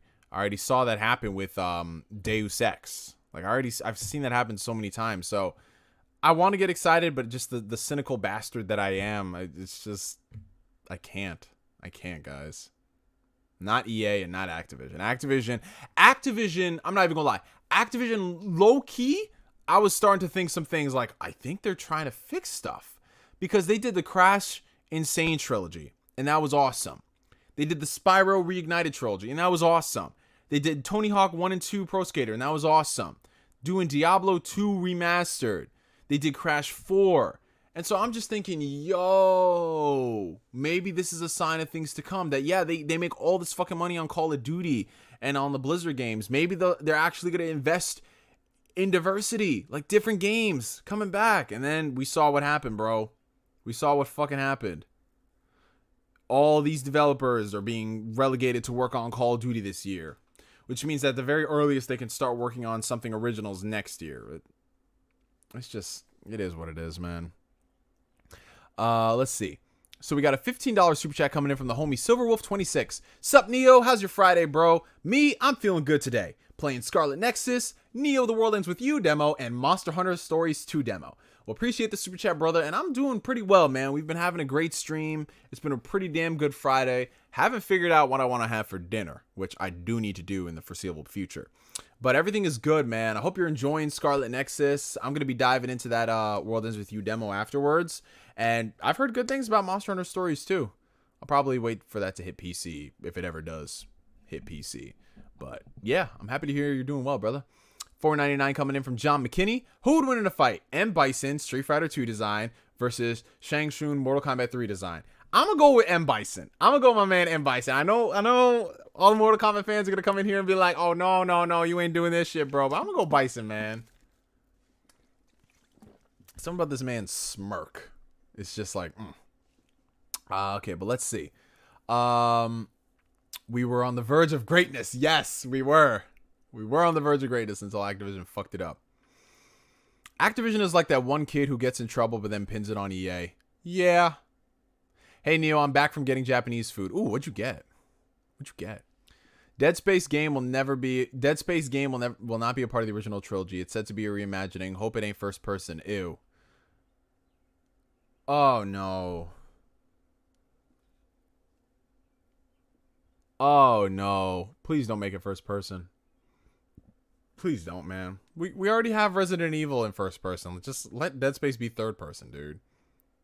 Like, you can do horror in third person, guys. It's been done before.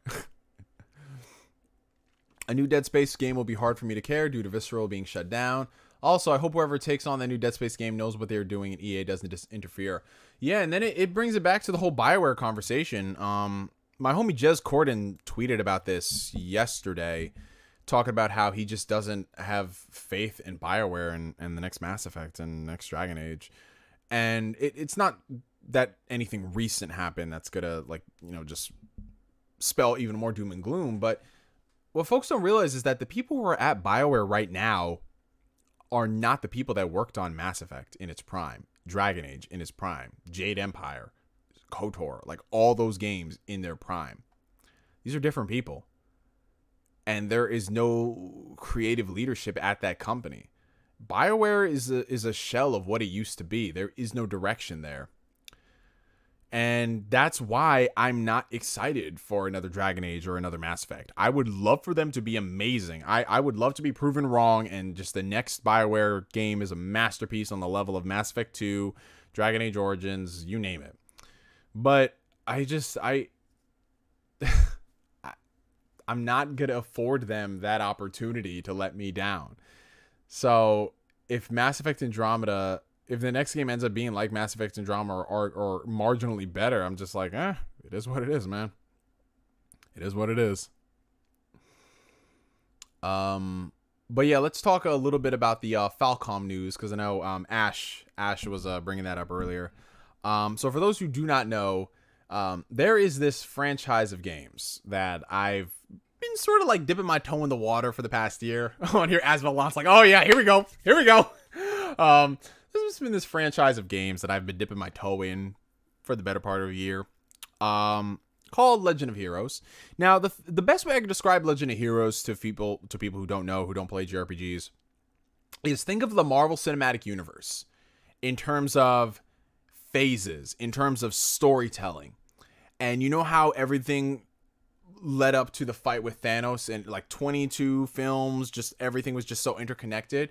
Think of that, but in a video game that spans an entire decade with different sagas and arcs and characters. And while they are their own self-contained stories, you have a lot of characters that cross over and stories that overlap, and then it leads up to the end of this one epic story and this conclusion. That's the Legend of the Hero series, right? And most people might only be like vaguely familiar with it if you do play JRPGs. It didn't really start getting popular in the mainstream until it started becoming really accessible to the mainstream, and that was when they started bringing their games to PlayStation 4 with Trails of Cold Steel. So the main franchise is Legend of Heroes, and then the sub-franchise, depending on what they're working on at the time, in this case it was Trails of Cold Steel, those were games that were released on the PS4, they were released on the PC, and, you know, it's just these amazing RPGs with great combat system, great characters, which arguably some of the best written stories in a in RPGs in general, that it just has such tender, loving care to you, the user, and your enjoyment of this story. So it's like if you started playing it now with Trails of Cold Steel and then you went back and played the older games and experienced why the story is great, you find fun in it. Just like if you were someone who played from the very beginning all the way up to the very end, you find fun in it. And there's not really a lot of games doing shit like that. But the problem with this franchise is that for the longest time, it's been so hard to get a hold of. Because, you know, they started releasing the games like, you know, on like handhelds and PC. And then basically, if you wanted to play this game, you had to find ways to play this game. Because a lot of the games in the series were never localized. So you had to download fan patches. A lot of the games were never available here in the States because of because they weren't available on like platforms. So you had to like emulate them on PC. But now, as like Falcom and all these companies are seeing that a lot of people are enjoying this franchise, they're putting it out on more platforms. So, you know, they're releasing it on PlayStation 4, they're releasing it on Switch, they're releasing it on Steam with full translations. But there was a series of games that always remained alluded to it. Basically, think of it like you have Marvel Cinematic Universe Phase 1, you have Phase 2, you have Phase 3, but Phase 2 is just not available at all. Like, you can't play the games commercially, physically. You can't own them. You have to download them, you have to emulate them, and you have to patch them. So that's what it's been like for the longest time, which, as I'm sure you can surmise, like if you have a part of the story that's not there, and you have characters showing up from that part of the story in future games, you're like, wait, what's the story of these guys? And you just don't know. It kind of fucking sucks. But finally, for the first time in the longest time, they are actually going to be officially releasing all of those games that weren't localized in the West. And they're actually working with the people who did the translation patches to make the job a lot smoother. Because, you know, the fan community for the Legend of Heroes series has been incredible. Like, it's a labor of love to go ahead and translate a game, let alone a JRPG with hundreds of thousands of millions of words of dialogue. So it's just awesome. Now, it's going to take a little while to get all of those games over here. I think they said, like, they're going to start 2022 and it's going to lead into 2023. So it's going to take some time. But just the fact that these games are finally going to be commercially available, it's just a win for the fans. It's a win for game preservation. It's a win for this man, Asbalant, because he's just like, oh, this dude Neo can't run now. He ain't got to download no patches.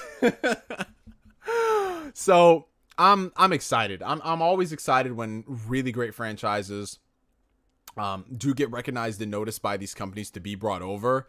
And yeah, it sucks that it's going to take some time, but the amount of support that people have been putting out for these games, like even on the Switch, dude, on the Switch, they released like that'd be like if you brought in somebody to go watch Infinity War when they haven't watched all the movies. That's what they did when they ported Trails of Cold Steel 3 to the Switch. And people went and they bought it, right? And then Trails of Cold Steel 4 is coming out to the Switch. And now they're getting all those other games too. It's fucking dope, dude. I love it. I love to see it. No Escape Neo. That actually sounds like a nice name for a game. You think it's an injustice that the games won't come to Xbox, or is this just par for the course? So here's the thing, Flame, and I know a lot of people, because the company, who was it? It's NIS America, right? I think it's NIS. Somebody's cooking steak and onions downstairs. That shit is just so good. Damn, bro, that shit smells so good. So the company, they just said all these games coming to all platforms, and it's PlayStation, PC, and Switch. But a lot of people are like, wait, all platforms, where's Xbox? And unfortunately, none of these games have ever come to Xbox, because the sad reality is Xbox does not really have a big Japanese presence. And they haven't really been the console to play Japanese games on since the Xbox 360. Now, of course, we're going to get the bigger titles, you know, like Scarlet Nexus came out. We're getting the new Tales game. Obviously, you know, Square is going to put most of their output on there, with some exceptions, you know, exclusivity deals and all that. But if you're talking about like the really niche and quirky Japanese games, like a Mugen Souls, or something like I don't know, just you name it, it's probably not going to be on Xbox, just because the audience right now isn't there. Now, things are changing, as we've seen with the Yakuza games coming onto Xbox, with Dragon Quest coming onto Xbox. Microsoft has definitely opened the bank for the support to be on their system, but it is going to take some time, especially for these smaller publishers and developers who don't really have the funding to work on all platforms. So if they see that they're going to make the most amount of their money in releasing a game on PlayStation over Xbox, they're going to release it on PlayStation. Now, in a perfect world, I'd want it to be released on everything. But for the time being, it just is what it is. So, yeah, I always tell people, if you do want to play Japanese games, get yourself a PlayStation console, because you are going to get all of the Japanese games. Every now and then there's an exception, like it only comes to Switch or PC. But for the most part, if you want a PlayStation console, you are covered. But we'll see what happens this generation. I don't think that Xbox is going to be getting all of the niche titles, but if they can start getting those games on the system and there is an audience and people buy them, like Octopath Traveler. A lot of people I know bought that game on Xbox. They played it on Game Pass and it's doing good. So that leads me to believe that in the future, Square might start bringing over some of those other games. But what it comes down to is that it comes down to support.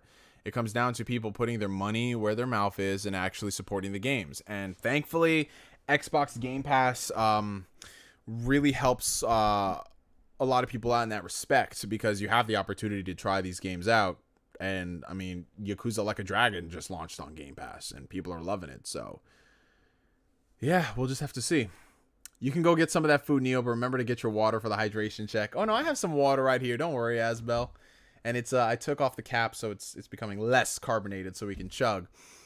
But yeah, NIS America, like they're still a really small publisher, so you know, it is what it is. RIP Scalebound. Every stream we gotta mention Scalebound. I just got Scarlet Nexus. I can't wait to play it on my PS4 Pro. Oh, that's awesome, KH Gamer. Enjoy it, man. Was there any other news that we had to talk about, or should I talk about Scarlet Nexus, you guys? Hey man, I'm thinking of copping a Vita. Any input on the Vita, and do you recommend it? I will mod it if I do get it. Yes, Justin Plays. If you are gonna buy a Vita, I recommend buying that shit as soon as possible, because Vita prices are skyrocketing, bro. I love my PlayStation Vita. I love the shit out of it. I don't really play it much anymore, considering I have other games, but dude, the Vita kicks ass. The fact that it can play PS1 games on it, you can play PSP games, Vita titles, they got a lot of ports on there, a lot of indie games.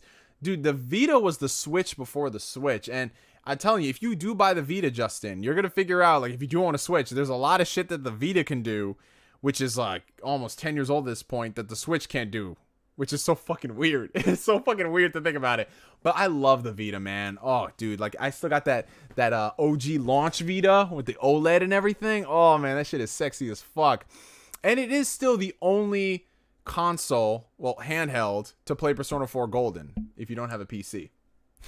Pour one out in the chat for Scalebound.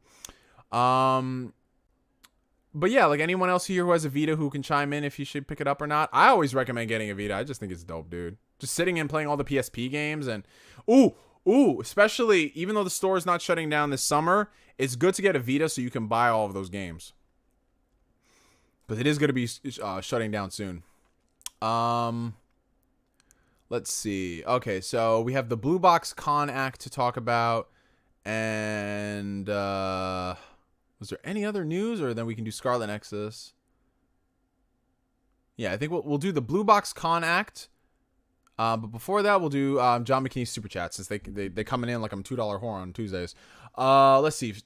99 Super Chat from John McKinney, 2-part. What I want for 2024 to be: Tulsi Gabbard versus Candace Owens. I'd vote for Tulsi Gabbard in a heartbeat, and Tulsi Gabbard wins in a landslide. Who I wanted Bernie Sanders to pick for vice president, by the way.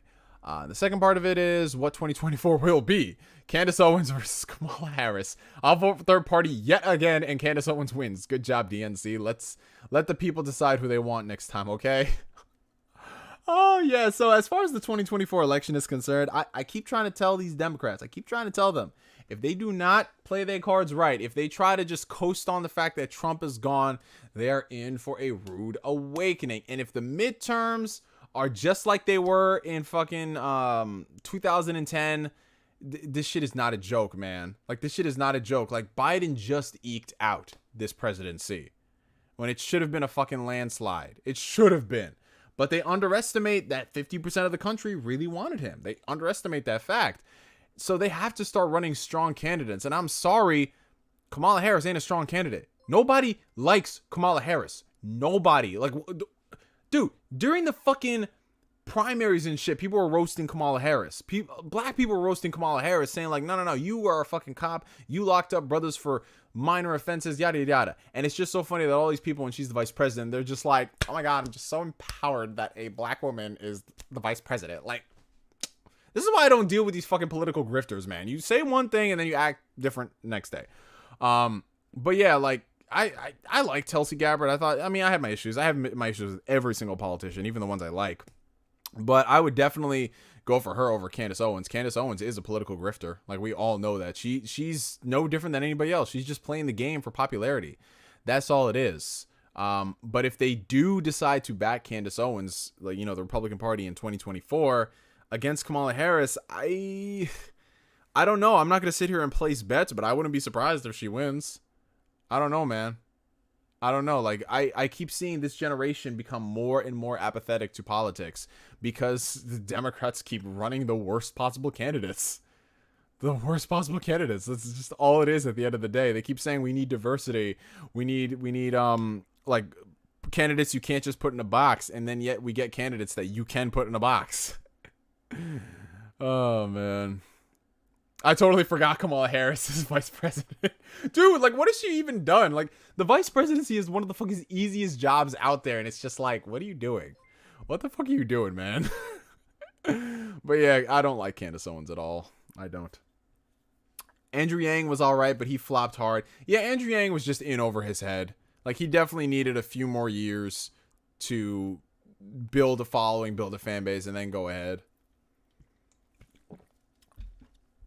But I'm be honest, a lot of the people who liked Andrew Yang were the younger generation, and the majority of the younger generation wanted to go for Bernie Sanders. So he just has to help. He just has to keep building. Like right now he's running for mayor of New York. I don't know how likely that is, but we'll see. We'll see. $4.99 super chat coming in from Eat Shore 14. How do you think your future self will remember your current self? So obviously, this is a question that, like, oh, you look back on yourself 10 years from now, would you be proud of yourself for what you've done? I think that regardless of what I did accomplish or what I didn't accomplish, I would be proud of myself because I know that every single day I gave it my all to living my life by my compass. I'm not living for anybody else's approval. I'm not living to please anybody. I'm living for me and doing what I want to do to better myself. And no matter how many setbacks I encounter along the way, I realize that like what I'm doing because I want to do it. So I think my future self will look back on my past self as like, okay, you know what? You were a man of your word. This was your bond. And that's all it is. Because there's a lot of people, you guys. There's a lot of people in this life who have lived lives, right? And you look at them and you think they're happy and they're just not. And they wake up one day in their 40s or their 50s and they're wondering, like, what the fuck did I do? Like, did I really even live? And unfortunately, that just happens when you get wrapped up in so many other things in life. You don't have to live a perfect life, but I think you should strive for living a good life. I think a good life is enough. Let's see. $4.99 coming in from Munch. You have the Windows 11 news. Xbox Game Pass games coming soon. Phil Spencer and Killer Instinct, and Sega planning to turn Sonic into a VTuber. Awesome. Cool. Thank you for that, Munch. Thank you for aggregating everything. Oh, he dropped out of mayor? He did? I didn't see this shit, bro. This is how much I haven't been paying attention. But yeah, before we dive into that news, Munch, we do have to talk about the Blue Box controversy. So yeah, have you guys been keeping up with the Blue Box Studios things on Twitter? I know most people here probably have. I would get slaughtered if I said my piece on here. No, speak your piece, Daniel Pack. Speak your piece. That's all you can do. Yeah, so the whole Blue Box controversy, I'm pretty sure most of y'all know it, but basically, recent developments came out. The developer of the game, Hassan Kamran, he released 2 videos in the past couple days, basically saying that I am not Hideo Kojima. And his most recent one was essentially saying that, yeah, we have to delay the app in addition to our new trailer to August. And honestly, like, this is where I start tapping out of this whole situation. Now, when this first started happening and we first started uncovering all these things, I dived down the rabbit hole. I'm not gonna lie. And I thought that this was the most elaborate fucking Kojima hoax I have ever seen. Because Kojima is just known to do this shit. It's just a Kojima thing. But the more and more I look at this shit, man, this shit is not fun anymore. Because it's the one thing. It's one thing if, you know, you're kind of leading people along and then you go ahead and you show the app and it's like, oh, it is Silent Hills, like you guys know. It's like, that's funny. But when you go ahead and announce this app for this date, then 2 days beforehand you delay it, and then you delay it indefinitely for 2 months. It's just like, I don't even care at this point. You know what I'm saying? Like, whether this is a Kojima project or not, whether this is just an indie studio that got way over their head, I'm done talking about it. I'm done talking about it. I don't care at this point. Because at that point, it's like, why would you delay something 2 months? Like, is this literally like 4D chess? You know?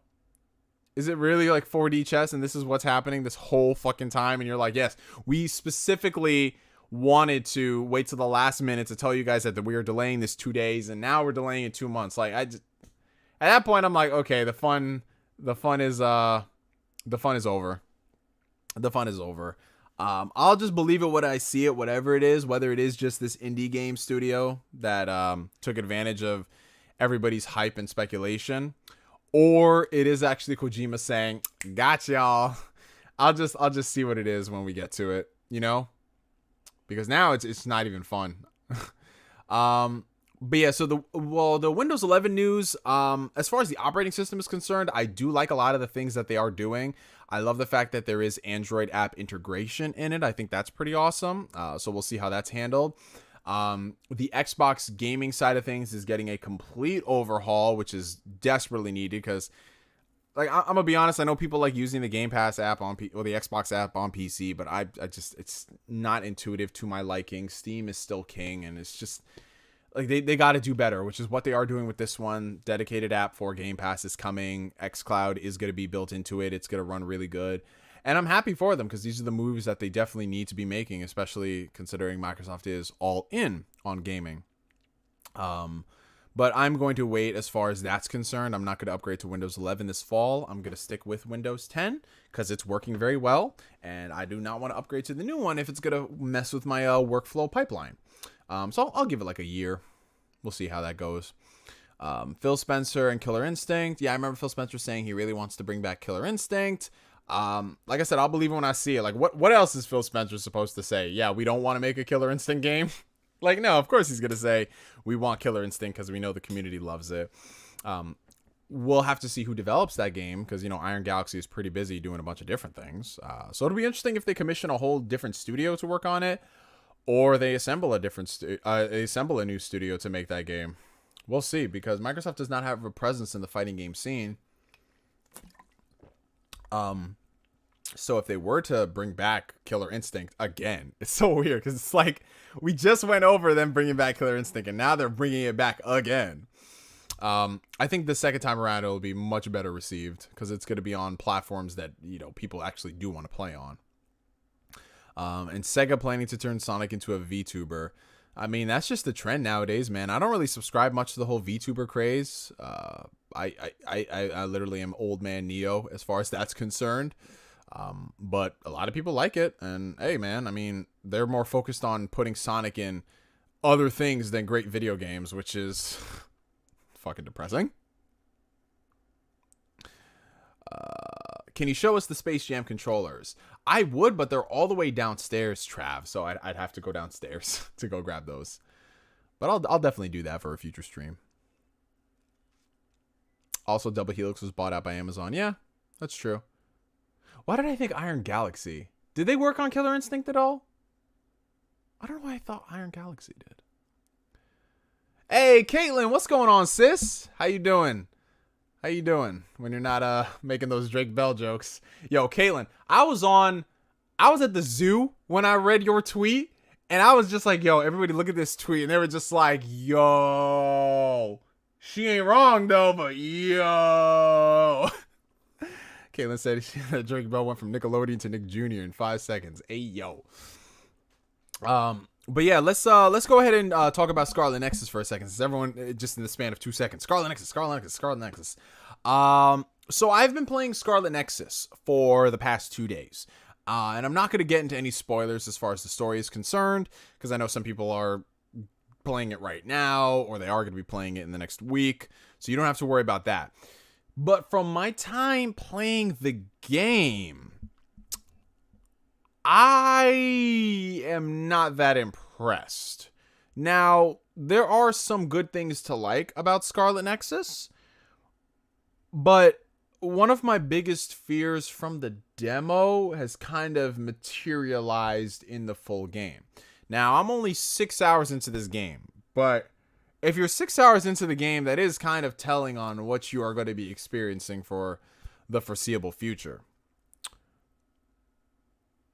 This game is just very limited in its scale and scope. It's like they got one aspect right, and they just didn't care about everything else in the game.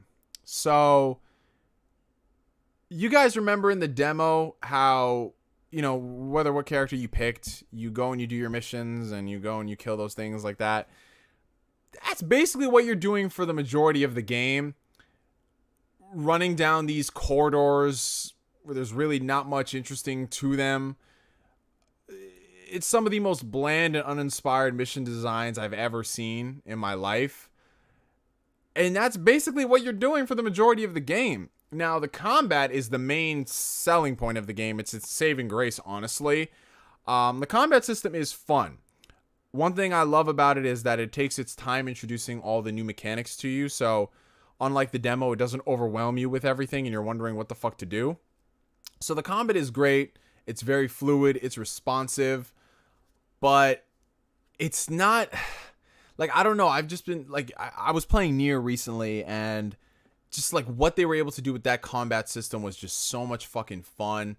And the dodge mechanic and the fucking blocking system, it's great. And Scarlet Nexus is cool, but the combat system is not hella deep to the point where it's just like, yo, this is awesome. You pretty much have your standard combat damage you do. You dodge. Every now and then you'll unlock a new thing like a double jump or, you know, an aerial attack, but it's very much so samey. Very much so samey and repetitive. So pulling off like insane, crazy combo strings, I'm not seeing it right now 6 hours in. I'm pulling off some cool stuff, but I've noticed I'm pulling off that same cool stuff all the time. Yeah. Story-wise, I mean, I'm not gonna get into spoilers. I mean, it's somewhat interesting, but it just comes off as like a generic anime story of the season with really nice character designs. That's basically it. That's all I can say. Character bonding missions, I mean, you go and you do them. So like sometimes it's just a conversation. Other times they send you back to the areas you already were to go grab an item, but it's literally just you going and fighting the same enemies. Yeah. It's just very samey and repetitive, you guys. Like from the mission design to the layouts of the world, the dungeons, if you can call them that. I don't know, like this is just me from what I'm playing. Like it was fun in the beginning, and I'm sure once I get access to all the different like when you fill up the slots at the bottom with like 4 different characters, I'm sure you can pull off cool stuff. But as of now, it's okay. It's all right. You know, like the story isn't gripping me to the point where I want to find out what's happening next. The way they present it is they do like these it's like a slideshow sort of thing, so it's not full-on animated cutscenes. I mean, it is pretty to look at, but I know for some people that turns them off from the experience. But yeah, just the poor level design is really what's putting me off from this, because it's literally just, okay, run down this fucking corridor and that's it, you know? But we'll see. We'll see. I mean, as I get further in the games, hopefully it starts expanding more. Because, you know, I do like maxing out skill trees and everything. But yeah, it's just okay. It's just okay right now. Like, I'm enjoying my time because the combat is fun. But I'm not sitting here being like, yo, Scarlet Nexus, Game of the Year contender. Or, yo, Scarlet Nexus, like, you know what I'm saying? Like, it's alright. It's alright. Yeah, one of Bamco's best recent games, though, still seems to be a smaller project. Looking forward to their future works, though. Lots of great things, but they still need more experience and support. Yeah, super Matrim, there it is. Yeah, that's the best way I wanted to say about it. Oh, take it easy, psych. That's the best way I can describe it. It's like they got one good thing, and then they just kind of not half-assed everything else, but you can definitely tell that it seems more AA tier. Which is all right if that's what they're going for, but the game is $60, so... Ooh, man, we'll see. We'll see. I would say if you are on the fence about it, if you really do want to play it, go ahead and buy it. Because you might have a completely different experience in the game from me. But if you are on the fence and you want to use that $60 for something else, at least wait a few weeks. Wait a few weeks because it's guaranteed to go on sale, because you guys know games these days, like the next week it's $10 off, next week 15, next week 20. So I'd say just hold off a bit. If you watch cartoons, how do you feel about that upcoming Scooby-Doo and Courage the Cowardly Dog crossover movie? I am very excited for that, Dark Star. I am extremely excited for that. It was something that I didn't know I needed until they came out with it. Like, that stuff is cool. And I love when they do shit like that. Is the new Disney Plus movie any good? Are you talking about Luca? If it's Luca, I haven't watched it just yet. I'll probably watch it this weekend. Why was Xenogears so good? Definitely because of the characters in the story. Definitely. That's one thing that saves a lot of older games for me, especially if they have like kind of wonky mechanics. If you have great characters in story, that can push me through. Thoughts on the upcoming Space Jam sequel? I'm not the most excited person in the world for it. I mean, I am going to see it because it's on HBO Max. But I expect it just to be, like, similar to the original movie. It's just going to be a dumb little movie for kids. I definitely think the original Space Jam movie had charm to it in terms of the Looney Tunes and the stuff they were going through.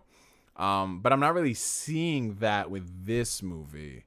So I'm not so sure how it's going to work out. Because one of the appeals of the original movie was the fact that you had the Looney Tune characters in the real world with Michael Jordan. And in this one, from what I'm hearing, it's most of the movie is set in it's like a cartoon, which is weird, but I don't know. I haven't seen it yet, so I'm not sure. But we'll see. Now let's get that Scooby-Doo and Cow and Chicken crossover. Yeah, why not, man? That's one thing I would love if they did Scooby-Doo crossover movies where they just brought back a lot of old IPs. Space Jam, you mean Ready Player One? It's just an Easter egg hunt movie. Yeah, and I love how they fucking spoiled that shit. Like, oh, just look at all these references to all these characters, guys. Don Cheadle playing the main villain. Boom! You looking for this? What happened to the new Lego Star Wars game? It got delayed because they wanted to make it the best Lego Star Wars game ever. I don't know when it's coming out, though. Is this still coming out this fall? Let me see. It is... all it says is 2021. Which leads me to believe if they don't say anything in the next couple weeks, this bitch is 2022.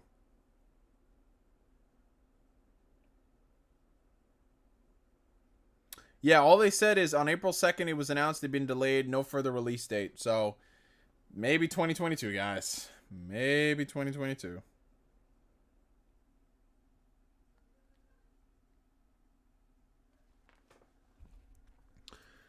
Neo, what do you think is a movie sequel that wasn't necessary? To be honest, the majority of horror movies, a lot of their sequels are unnecessary. So anything that had a really dope first installment more often than not, their sequels are not that great. Every now and then you do get a good one, but there's definitely way worse horror sequels than there are good horror sequels. But if we're talking about like movies that aren't horror movies that had phoned in sequels, shit. Honestly, anything that's just like lightning in a bottle, whether it's like an animated movie or a comedy, and then they force a sequel and it's not great. Like the fuck is going on outside? To this day, I'm so surprised that Kung Fu Panda 2 ended up being as good as it was. I think Kung Fu Panda 2 is better than the original. So it's things like that are awesome. But most of the time, if something makes a lot of good money and it's a zeitgeist, it's very hard to follow up with a good sequel.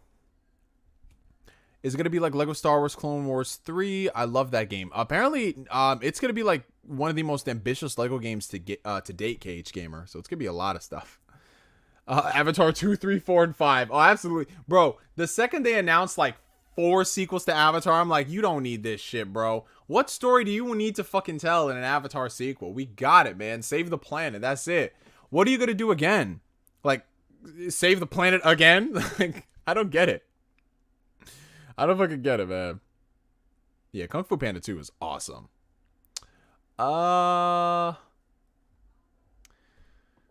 Why do you like Kingdom Hearts 1 over Kingdom Hearts 2? I love Kingdom Hearts 1, and this is purely my nostalgia talking, and I always specify this.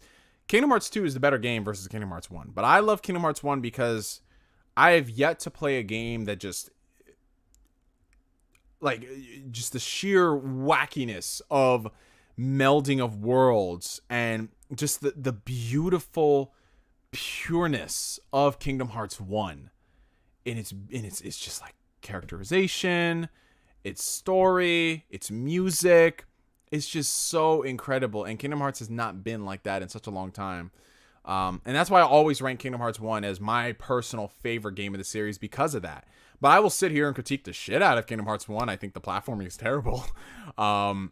But it's just like, I love it, man. I love it. I just fucking love the first Kingdom Hearts. Like, obviously I'll play Kingdom Hearts 2 any day of the week by comparison. But there's something so beautiful about the first Kingdom Hearts game, man. And over here, Corey Gryffindor is just like, you're right, bro. You're right. Did you see that Cyberpunk is back on PlayStation? So they went out of their way to say that they're recommended to play it on PS4 and PS5, but not base PS4. Yeah, at that point, I don't even know why you'd release it on there. Like, what the fuck? Who the fuck is going to go out there and buy Cyberpunk right now? Everybody knows that game is a train wreck. And it's not going to be fixed until the end of the year if we're lucky. Like, yeah, it runs decently on PS5. But I don't buy a game so it can run decently. I want this shit to run as it intended. You know, Cyberpunk is like the biggest early access fraud that we've had since No Man's Sky.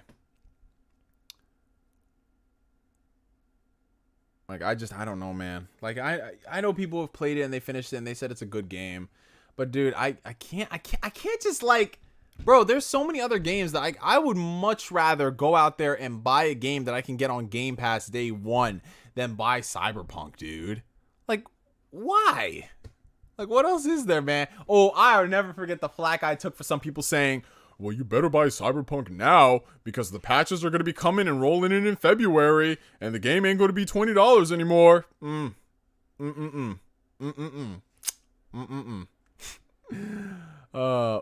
$2 super chat coming in from Flame. Shout out to Shrek 2, the most legendary sequel ever. Oh, absolutely, bro. Shrek 2 is incredible, dude. I still listen to I Need a Hero. Oh, not every workout, but once every couple of weeks I listen to that shit. And I don't listen to just the song. I watch the scene and listen to it. Because you need everything. You need the whole, like, you need it to sync up, like, you know, when it was just like a fire, and then you have Shrek just riding the fucking the chains and everything. Oh god, that was a hype ass scene. So hype, man. Oh, we have a 1999 super chat coming in from John McKinney. Thank you, brother. If the GOP wins the midterms, do you think they'll impeach Joe Biden for Ukraine to get revenge on the Democrats for impeaching Donald Trump? Bill Clinton's 1999 impeachment is why Al Gore lost the 2000 election. Dems should be scared. So I don't know how far they're going to go as far as impeachment is concerned. Would they be that petty? Years ago, I would say no, but nowadays you never fucking understand, because Donald Trump and his presidency really did fuck up the Republican Party.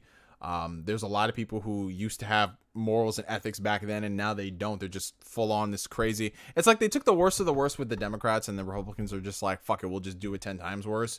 I don't know if they'll do that, because Joe Biden has been pretty quiet for the most part. And if Joe Biden's presidency is a very quiet presidency, I'll be okay with that, you know, because sometimes that's what you need. But one thing I think they got to be careful of is just the midterms, because if they start losing seats again, it's fucking done. It's just fucking done. And people don't realize that shit, because when people will mobilize, they will fucking mobilize. And the thing about the Republican Party that the Democrat Party, they know, is the Republican Party is just killing this shit when it comes to grassroots. They always have been. Democrats, they have like the media, they have Hollywood, they have actors, they have all these people helping them. And all the Republicans got to do is just convince all their friends in their bar to go do this. And that's it. And that's fucking it. Like, Democrats and the left have the power of the media, and the Republicans don't, and they still kick their asses, which is what the Democrats need to fucking realize. And they don't.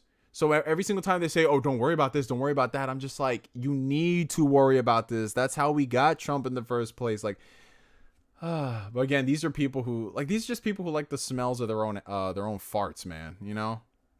It is what it is. Shrek 2 on 4K would be awesome. It would be. It would be, man. Cyberpunk is your gaming, Boruto. No, I'd rather watch Boruto than play Cyberpunk. Because at least Boruto, I can pick and choose the good episodes. With Cyberpunk, I'm just going to be sitting there fighting the game to play it. Damn, everyone's leaving World of Warcraft. Everyone is leaving World of Warcraft, leaving for Final Fantasy 14. Yeah, man, Blizzard been doing some sketchy shit. And my homie Gabe is always talking about that. So I wouldn't be surprised, because they respect their players over there on Final Fantasy 14. Which is so weird that Square Enix of all companies does that. But they got really good people working on it. My problem with Kingdom Hearts 1 is that it doesn't tell you where you have to go. You have to figure it out. Yeah. Like Monstro, for example. You just have to go into that fucking maze. And just like just hope for the fucking best. You hope you just don't end up back in the front. I hate a fucking Monstro for that reason. Oh, man. Did you like Batman vs. Superman, Marvel Civil War, or Godzilla vs. Kong? Yeah, I liked all three of them. Obviously, I love Civil War. I think it's the best movie out of the bunch. After that, I would say I enjoyed Godzilla vs. Kong because, you know, it's these monster movies that just go in for mindless fun. Batman vs. Superman, I was very much so offended by that movie. It insulted my intelligence. I think they wasted the first ever Batman Superman meetup on film. I think they wasted Superman's death. They wasted him as a character. But ironically, I did like Zack Snyder's Justice League more than Batman vs. Superman, which is very weird. But I really did enjoy Zack Snyder's Justice League. My issues with it aside, like, there's no reason that they couldn't have done this as like a whole saga instead of just like rushing this. I think it was better than Batman vs. Superman. Is Final Fantasy 14 actually good? Yeah, it is, man. I played it pretty religiously for a few months back in like 2015. It was a fun game. And it's just gotten even better since then with all the crazy expansions.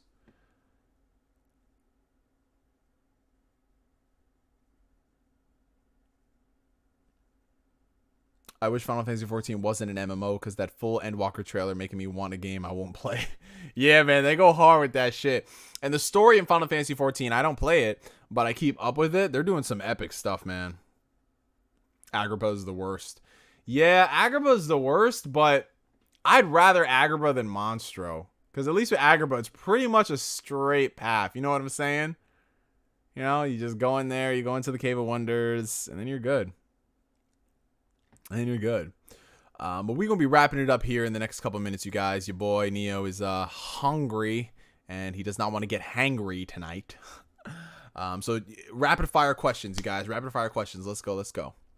You've been keeping up with the Euros, Neo? I've been keeping up a little bit. Not too much this time around, but I've been watching.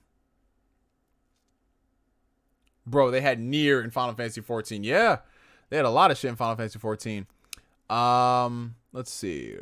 Hey, you ignored my question. What was your question? Ask it again. Ask it again. Because we're doing rapid fire right now.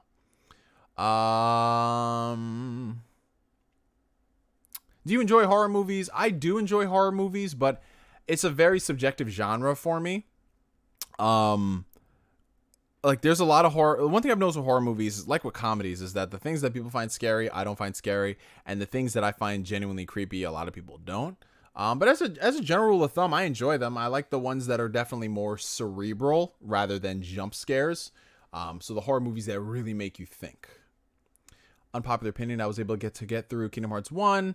I got bored towards the beginning of Kingdom Hearts 2. It feels really slow to me. Yeah, the beginning of Kingdom Hearts 2 is very slow. The Roxas stuff, yeah, it's very slow, and I think that was done intentionally to kind of bring people up to speed again with the gameplay and just to show how fucking mundane Roxas's life was.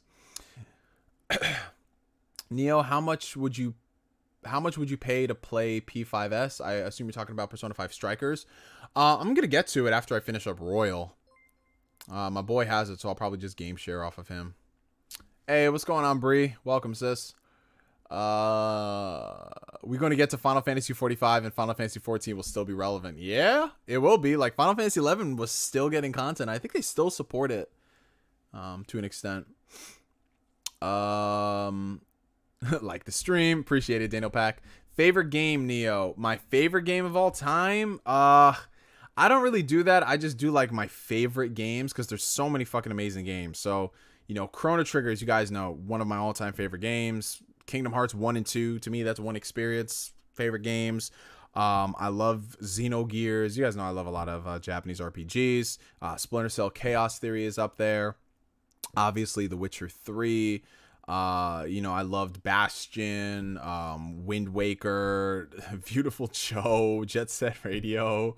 Like, there's just a bunch of, like, random games I have. So I don't really have a favorite game because I love too many of them. Just love too many of them. Do you think we'll get some Tales games localized, imported? Well, we are getting the Crossbell Saga localized, and that's coming to PlayStation and on Nintendo Switch. Wait, no, Tales games. Trails! We are getting Trails games, yes. But Tales games, if you're talking about some of the older entries being localized, I don't really think so. That ship has sailed. Namco's not really good when it comes to game preservation and bringing their games forward. I mean, like, what was the last Tales remaster they did? Tales of Vesperia? Other than that, we didn't get anything. So, I don't think...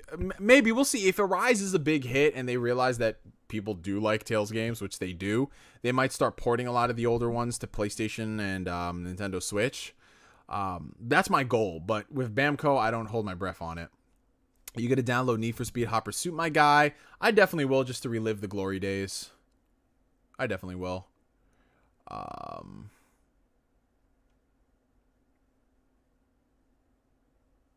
Okay, so your question is, what's life? What is it? Life is what you make of it. Whatever it is. Life is a blank slate. It's what you do. That's my best answer for it. Let's see. Who's your favorite Super Smash Brothers character? So my favorite Smash Brothers character, the one that I did a lot of damage with, was the most Smash Bros I played was in Melee. I did a lot of damage with Sheik. I loved playing as Sheik. Best video game story? That kind of depends, bro. Because there's a lot of fucking good stories out there. Like, a lot of the games I listed, like Chrono Trigger, The Witcher 3, a lot of those games got amazing stories. So it's hard to pick and choose. Do you think Kingdom Hearts 3 would have been better beginning if it was 0.2 as part of the experience? I don't necessarily think so, Corey. I mean, I don't know why it wasn't included in the first place, but I feel like the problems with Kingdom Hearts 3 would still exist whether or not 0.2, a fragmentary passage, was included. Did you watch the Sonic Symphony? I did not, but I heard it was really good, so I might go back and check it. Let's see. Xenogears, a man of culture. Fuck yeah, man. I love Xenogears.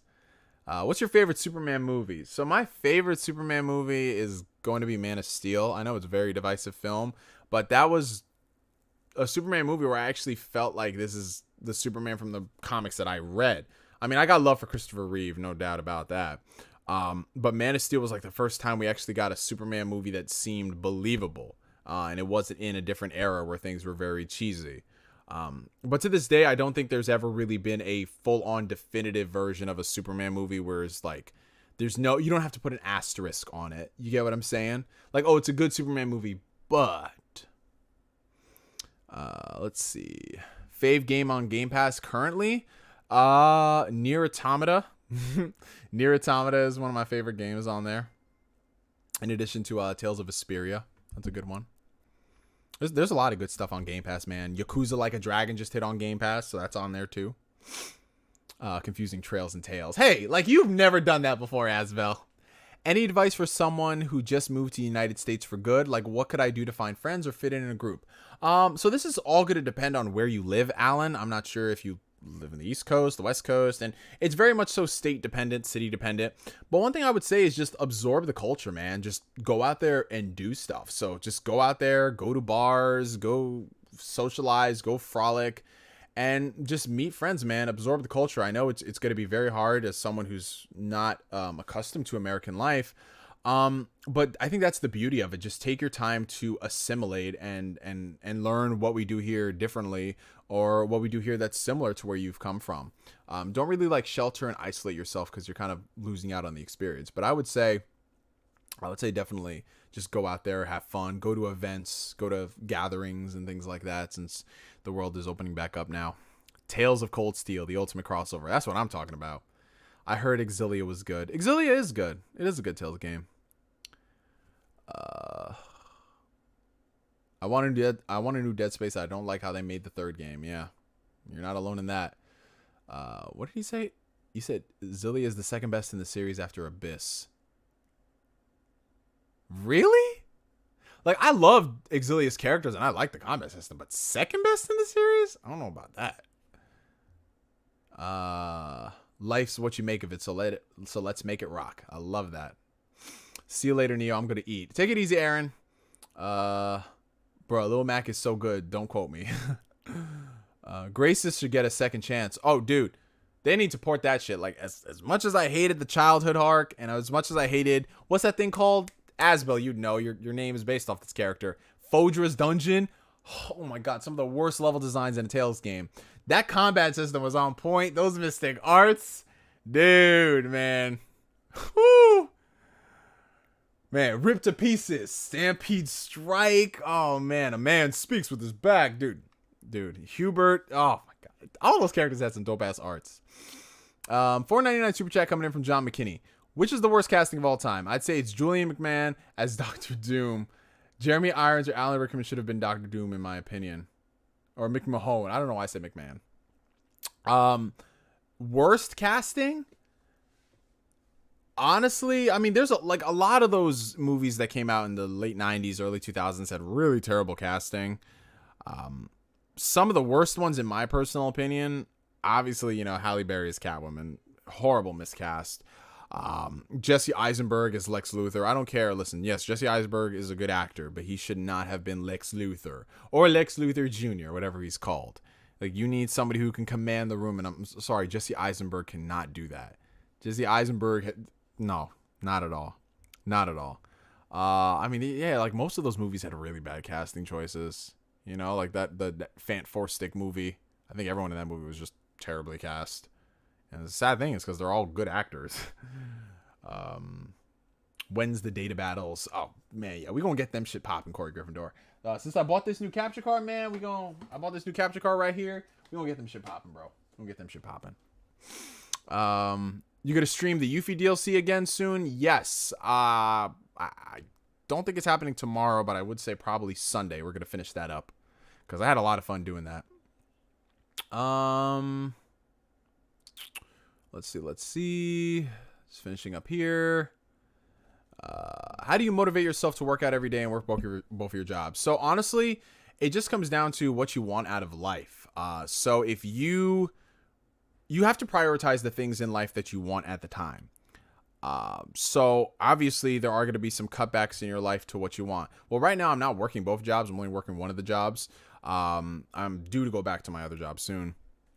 But one thing that I always tell people is that if you want something bad enough, you will make time for it. And if that means taking away from something else you were doing, then so be it. Especially when it comes down to something like your health and investing in you and your longevity. Oh yeah, make some exceptions. So yeah, it just comes down to if you want it bad enough, you will do it. You will do the research on how to work out. You will do the research on nutrition, and you will find an hour in the day to go ahead and work out. And provided your sleep is going according to plan, you will see change if you stay committed to it for months and years. Let's see. When are we going to get a good Superman video game? Whenever they actually decide how to make a Superman video game. Do you like Detective Pikachu or Sonic the Hedgehog? I actually liked both movies, but I think the Sonic movie was a little better. Boy, the only good thing about Gracie's F is the combat. That's a fact. I liked some of the characters, though. Sophie was adorable. Strongest God of Thunder. Zeus, Thor, or Raiden? I'm going to say Zeus on this one, Corey.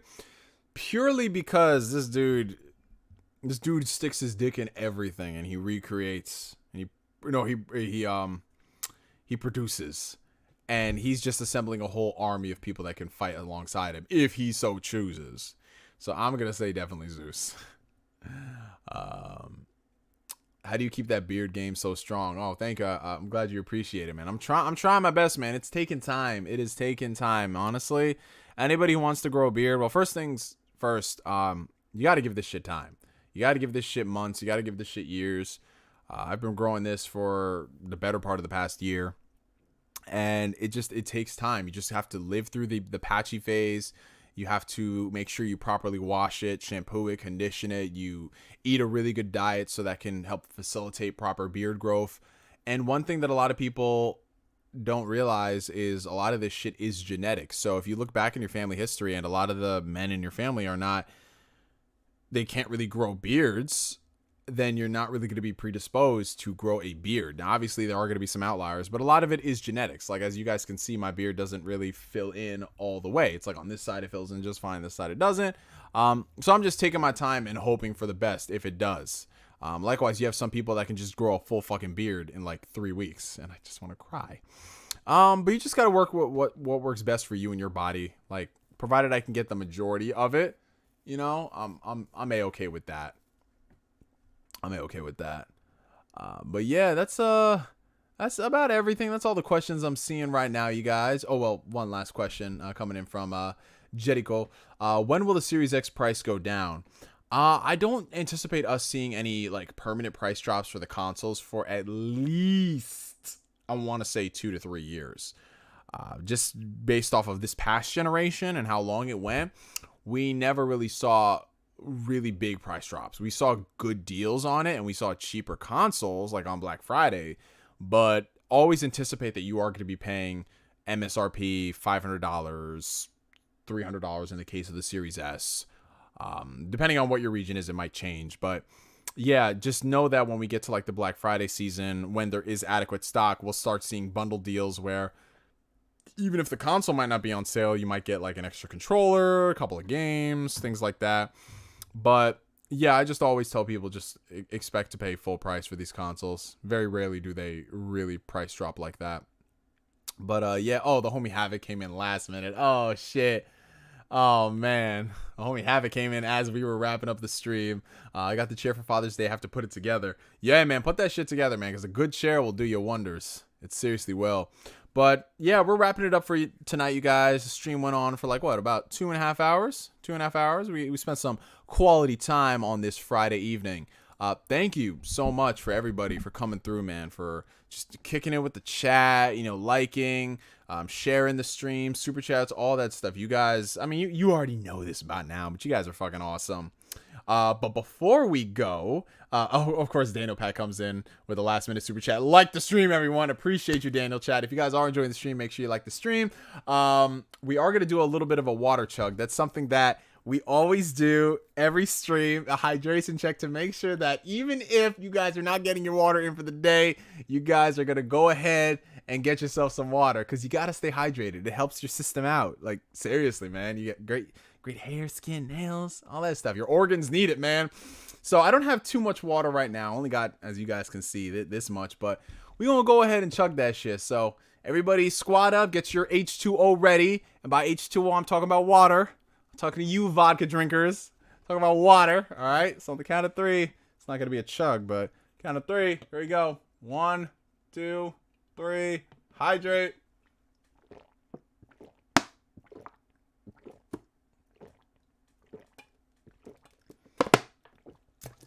That's some interesting ASMR for the people who aren't doing the chug. But yeah, seriously, you guys, thank you so much, as always, for coming to the stream. You guys have yourself a blessed weekend, and I will be back with a video this weekend, in addition to finishing up hopefully we'll finish up the Yuffie DLC on Sunday. But yeah, guys, enjoy the rest of your mornings, the rest of your evenings, the rest of the afternoons. Shout out to y'all. And for me to you for now, my name is NGS signing out. Like always, I will catch you guys later. Peace out, y'all. Have a good night.